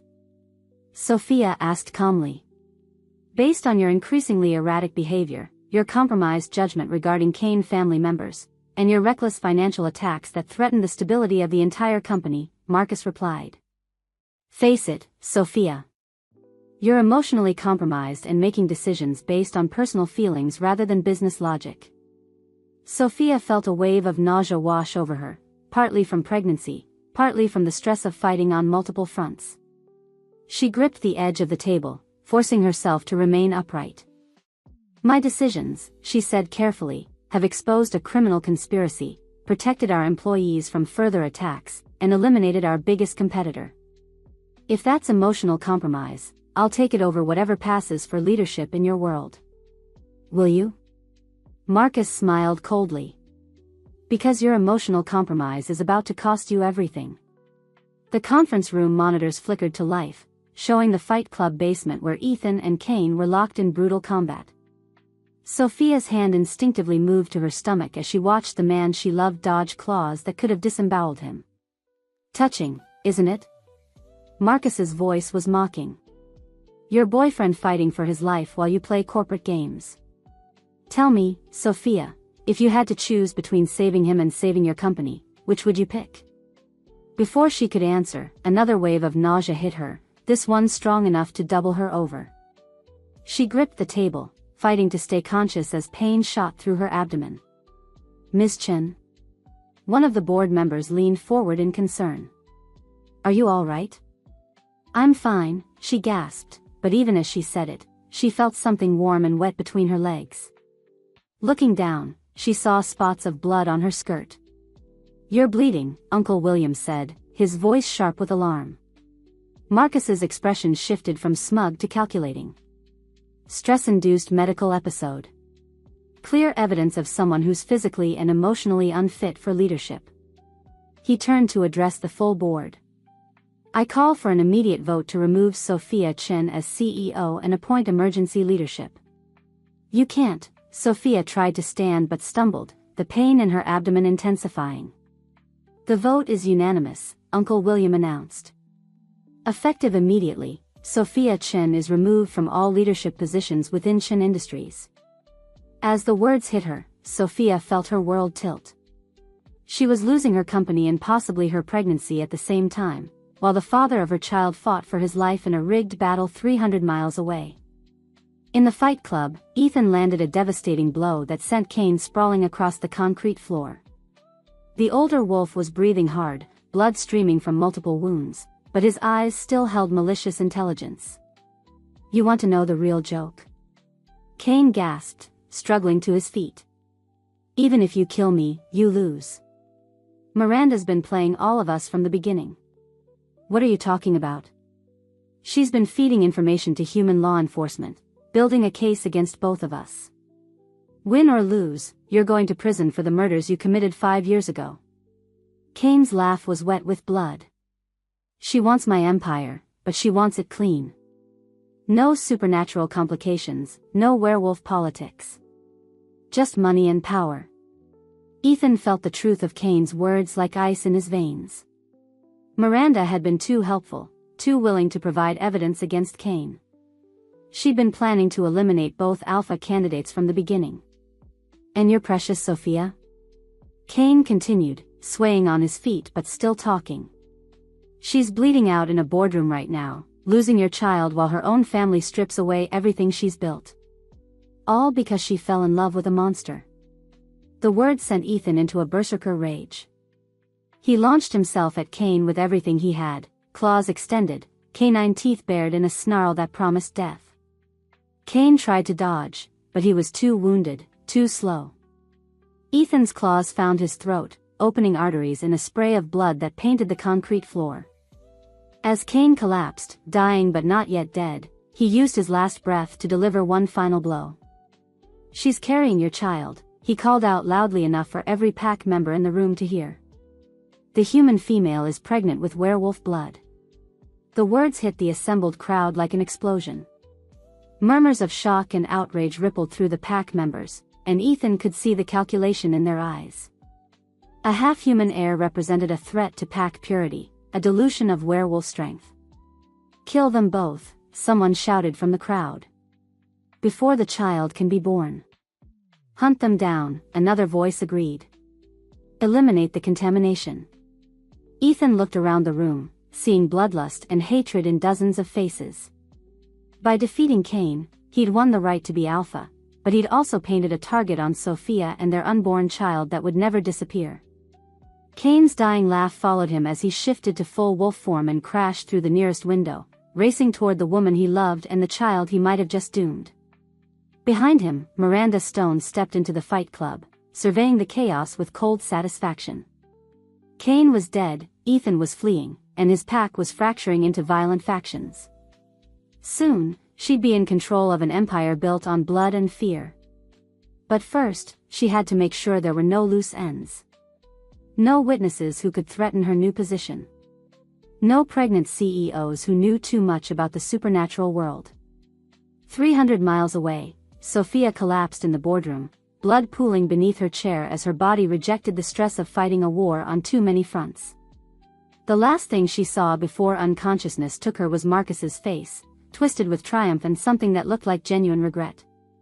When she woke up, if she woke up, everything she'd built would be gone, and the man she loved would be a fugitive with a price on his head. But the child they'd created together might still have a chance to survive, if Ethan could reach her in time. And if Miranda Stone's final gambit didn't kill them all. Chapter 6. The attack came at dawn.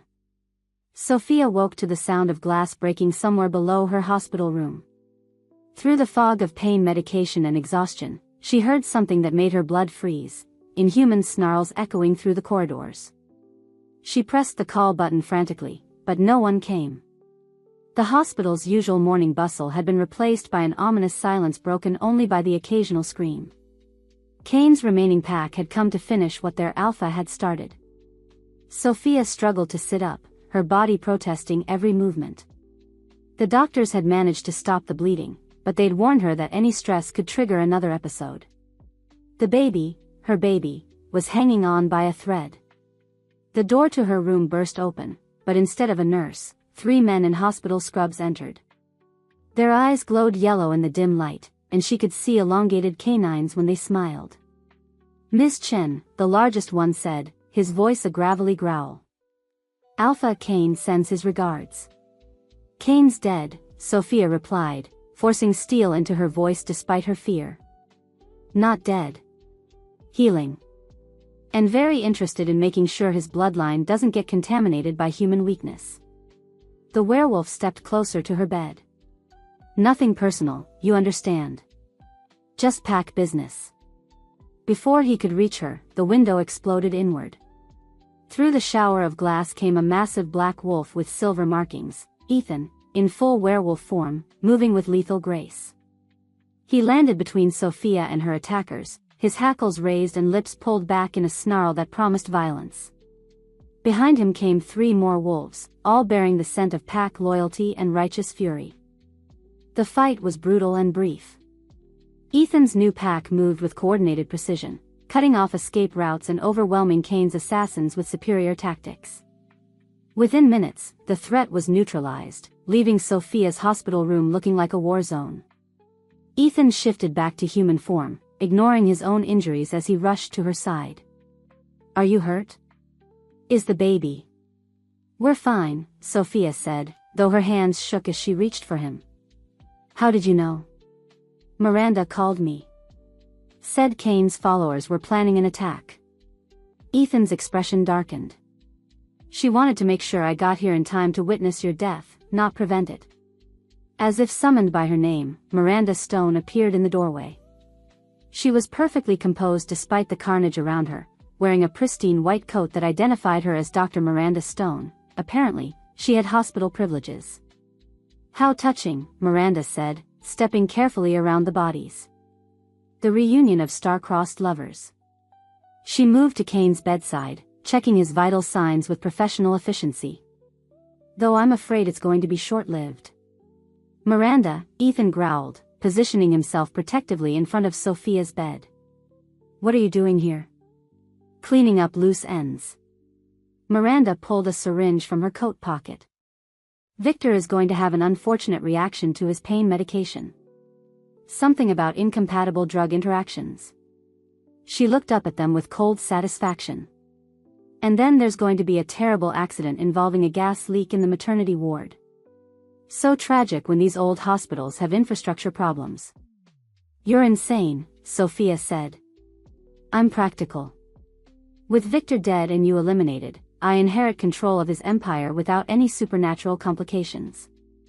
Miranda began preparing the injection.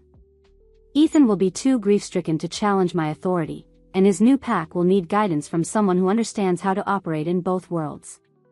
"You think I'd work with you after you murdered the woman I love?" Miranda's smile was patronizing. "You'll work with me because the alternative is watching your pack starve. Corporate empires require human connections, legal frameworks, financial expertise. Things I can provide and you cannot." Sophia watched this exchange with growing clarity. Miranda had orchestrated everything: Kane's downfall, the hospital attack, even Ethan's rescue. She wanted both of them dependent on her expertise, grateful for her intervention. "There's just one problem with your plan," Sophia said quietly. "Oh? And what's that?" Sophia reached for her phone, pressing a button that activated a recording app she'd started when Miranda first entered the room. "I recorded everything you just said. Corporate espionage, conspiracy to commit murder, plans to destroy a medical facility." She smiled weakly. "My lawyers are going to have a field day." Miranda's composure cracked for the first time. "You're bluffing." "Am I?" "Check your phone, Miranda. I think you'll find some interesting emails that just went out to the FBI, the medical board, and every major news outlet in the city." Sophia's smile grew stronger. "I may be stuck in a hospital bed, but I'm still very good at my job." The truth was, Sophia had anticipated Miranda's betrayal the moment she'd hung up on their previous conversation. She'd spent the night setting up automated systems, legal tripwires, and evidence caches that would activate if anything happened to her or Ethan. Miranda's confession was just the final piece of a puzzle Sophia had been solving for hours. Miranda's face cycled through rage, disbelief, and calculation before settling on cold fury. "You have no idea what you've done. Without Kane's empire, the supernatural community will fracture into chaos. Humans will die. Humans have been dying under Kane's leadership for years, Ethan interrupted. The supernatural community needs new leadership, not the same corruption with a different face. And you think you can provide that leadership? Miranda laughed bitterly. You're an exile, a killer, a half-breed mutt who. She never finished the sentence. Ethan moved faster than human perception, his hand closing around her throat with enough pressure to cut off her air supply. Choose your next words very carefully, he said quietly. Because I'm done listening to people insult the woman carrying my child. Miranda clawed at his hand, her face turning red, but Ethan's grip was unbreakable. Just as she started to lose consciousness, he released her, letting her collapse to the floor gasping. Get out, he said. And Miranda? If I ever see you again, I won't be so merciful. Miranda struggled to her feet, shooting venomous glances at both of them. This isn't over. Kane may be finished, but there are others who'll take his place. Others who won't tolerate a human contaminating pack bloodlines. Then they'll have to go through me, Ethan replied simply. After Miranda fled, Sophia and Ethan were left alone in the wreckage of her hospital room. Despite everything, the violence, the betrayal, the constant threats, Sophia felt strangely peaceful. It's really over, isn't it? She asked. The immediate threat, yes. But building something better is going to take time. Good thing we're both good at long-term planning. The board meeting 3 days later was unlike anything in Shin Industries' history. Sophia sat at the head of the conference table, still pale from her hospital stay but radiating the quiet authority that had built her empire. Beside her sat Ethan, no longer hiding his true nature but presenting himself as both her business partner and the alpha of a reformed werewolf pack. The evidence against Marcus Chen and William Chen is overwhelming, Sophia announced to the assembled board members. Embezzlement, conspiracy, corporate espionage. They'll be facing federal charges within the week. The mood in the room was subdued. Half the board looked ashamed, the other half looked terrified. Everyone understood that Sophia held their professional futures in her hands. However, she continued, I'm not interested in wholesale termination of the board. What I am interested in is building a new kind of company, one that operates with complete transparency and unprecedented innovation. She gestured to Ethan, who stood and activated a presentation that had taken them hours to prepare. Shin Industries is entering into a joint venture with Stone Pack Enterprises, Ethan announced. We're creating the first legitimate supernatural human business alliance in history. The presentation outlined a revolutionary approach to corporate structure. Werewolf-enhanced senses would revolutionize security consulting. Supernatural strength and endurance would transform construction and logistics. Pack loyalty and communication systems would create unprecedented efficiency in project management. This is insane, one board member whispered. This is the future, Sophia corrected. The supernatural community has been operating in the shadows for too long, surviving on illegal enterprises and exploiting both humans and their own people. We're offering a better way. And if it fails? Sophia's smile was sharp as a blade. Then we'll have failed attempting something extraordinary rather than succeeding at something ordinary. She stood, her hand moving instinctively to her still flat stomach. My child will inherit a world where being different isn't something to hide, where power is used to protect rather than exploit, where business success doesn't require moral compromise. The vote to reinstate her as CEO was unanimous. Kane's final attack came not through violence but through something far more insidious. Sophia was in her office, reviewing the legal framework for the supernatural human alliance, when she felt it, a cold presence settling over her like a shroud. The lights dimmed without cause, and she could smell something metallic and wrong in the air. Ethan appeared in her doorway instantly, his supernatural senses detecting the threat. Curse magic, he said grimly. Kane's using his last strength to target the baby. Sophia felt icy tendrils of something alien and hostile wrapping around her consciousness, seeking the life growing inside her. The supernatural world had just become brutally, personally real. What do I do? She asked, fighting panic. Trust me. Ethan moved to stand behind her chair, his hands settling on her shoulders. And trust yourself. You're stronger than Cain ever understood. The curse pressed harder, and Sophia felt her vision blur. But instead of succumbing to fear, she found herself analyzing the attack like any other business problem. Cain was using supernatural means, but he was still fundamentally a bully who relied on intimidation and force. He's trying to make me afraid, she said, her voice growing steadier. Trying to convince me that I'm helpless against supernatural threats. Are you? Sophia thought about everything she'd accomplished, building an empire from nothing, surviving corporate warfare, exposing criminal conspiracies, outmaneuvering enemies who'd underestimated her intelligence and determination. No, she said firmly. I'm not helpless. I'm Sophia Chen, and I don't surrender to bullies. The curse shattered like glass, leaving Cain's presence screaming in frustrated rage before disappearing entirely. How? Ethan asked, amazement clear in his voice. Because the supernatural world operates on belief and will just as much as power, Sophia replied. And my will is stronger than his. 6 weeks later, Victor Cain died in a supernatural prison designed to hold creatures whose crimes bridged both human and otherworld justice systems. His death was quiet, unremarkable, and completely overshadowed by the revolutionary changes happening in the business world. The Stonechen Alliance had become the most talked about corporate development in decades. Competitors struggled to understand how a company could suddenly achieve such unprecedented efficiency, security, and innovation. Stock prices soared, employee satisfaction reached record highs, and other supernatural communities began reaching out about similar partnerships. Sophia stood in her office, watching construction crews, half human, half werewolf, working on the new headquarters that would house both Chen Industries and Stone Pack Enterprises. The building's design incorporated both cutting-edge human technology and supernatural practical requirements. Regrets? Ethan asked, joining her at the window. About which part? Falling in love with a werewolf, merging my company with a supernatural pack, or revolutionizing the concept of corporate partnerships? Any of it. All of it. Sophia turned to face him, noting how he'd grown into his role as Alpha.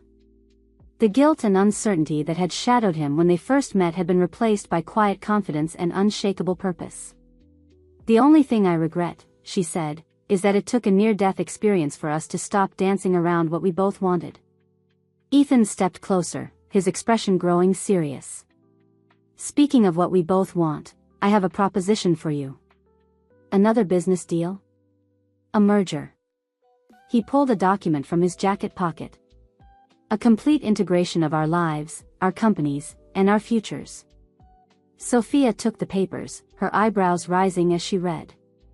This is a marriage contract. This is a partnership agreement. The marriage contract is attached as Exhibit A. She flipped through the pages, noting clauses that covered everything from corporate governance to child-rearing responsibilities to supernatural pack dynamics. It was the most thoroughly researched marriage proposal in history. There's a prenup, she observed. Of course there's a prenup. You're a billionaire CEO, and I'm a werewolf alpha with potentially violent political enemies. We'd be stupid not to protect each other's interests. Sophia reached the final page and started laughing. You made yourself the junior partner in our personal relationship. You're the senior partner in everything that matters. I'm just providing muscle and supernatural expertise. And love?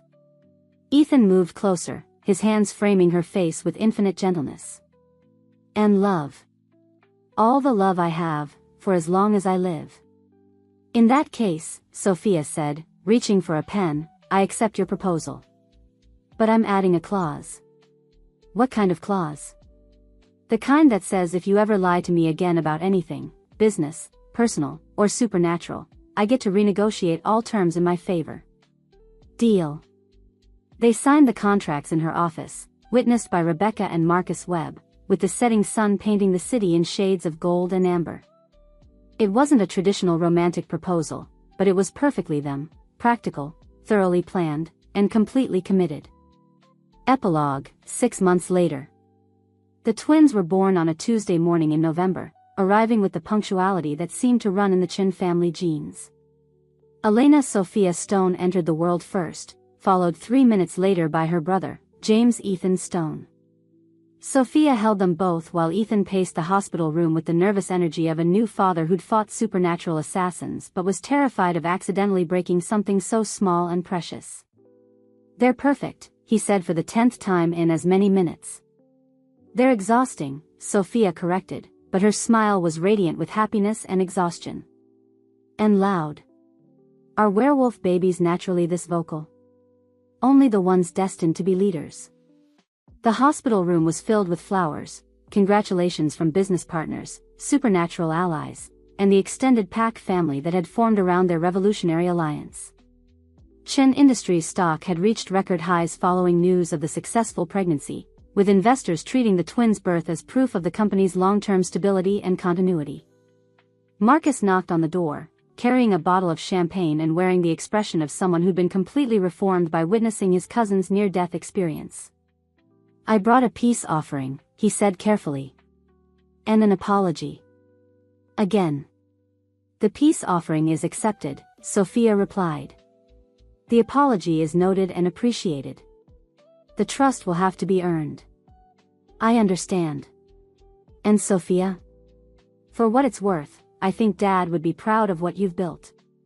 After Marcus left, Sophia and Ethan settled into comfortable silence, watching their children sleep with the contentment of people who'd fought for everything they had and won. "Any regrets now?" Ethan asked, echoing their conversation from months earlier. "Just one," Sophia replied. "What's that?" "I wish we'd gotten the nursery finished before they arrived. Between the corporate expansion and the Pack integration meetings, we never had time to." "Actually," Ethan interrupted, "I took care of that yesterday. Called in a few favors from the construction crews." "What kind of favors?" "The kind that result in a fully furnished nursery, complete with supernatural security systems and a direct communication link to Pack headquarters." Ethan's smile was slightly sheepish. "I may have been planning this for longer than you realized." Sophia laughed, the sound rich with joy and exasperation. "Of course you did. My brilliant, overprotective werewolf husband who plans for everything. Your brilliant, overprotective werewolf husband who loves you and would do anything to keep you and our children safe." "Good," she said, settling more comfortably against his shoulder. "Because we're going to need all of that brilliance and protection for what comes next." "What comes next?" "World domination, obviously. The Stoneshan Alliance is just the beginning. There are supernatural communities all over the world who could benefit from legitimate business partnerships, and I intend to expand into every major market by the time the twins are old enough to take over." Ethan stared at her for a moment, then threw back his head and laughed. "I should have known. Most people would be content with revolutionizing one industry. You want to reshape the entire global economy. I want to build a world where our children can be proud of who they are, all of who they are." Sophia looked down at the twins, her expression fierce with protective love. Human and werewolf, business leaders and Pack members, bridging worlds that have been separate for too long. And if some people don't want those worlds bridged? Then they'll learn what happens when you underestimate a Chen. Her smile was sharp enough to cut diamonds. "We didn't build an empire by accepting other people's limitations." Outside the hospital window, the city sprawled beneath them, a landscape of possibility and power, human ambition and supernatural potential, all waiting to be shaped by their vision of what the future could hold. In his supernatural prison, Victor Kane's empire crumbled into dust and memory. Miranda Stone fled the country under threat of federal prosecution, her social and professional reputation destroyed by recorded confessions and financial crimes. The old ways of doing business, built on fear, exploitation, and the separation of supernatural and human communities, died with them. But in a hospital room overlooking the city they would transform together. Sophia and Ethan Stone held their children and planned an empire that would span both worlds, built on love, respect, and the revolutionary idea that being different wasn't something to hide. Their love story had become a blueprint for the future, proving that the greatest power came not from domination but from partnership, not from fear but from trust, and not from keeping worlds apart but from bringing them together. The hunt was over. The empire was just beginning. Thank you for listening to this story. Like, share and subscribe for more of this type of stories daily.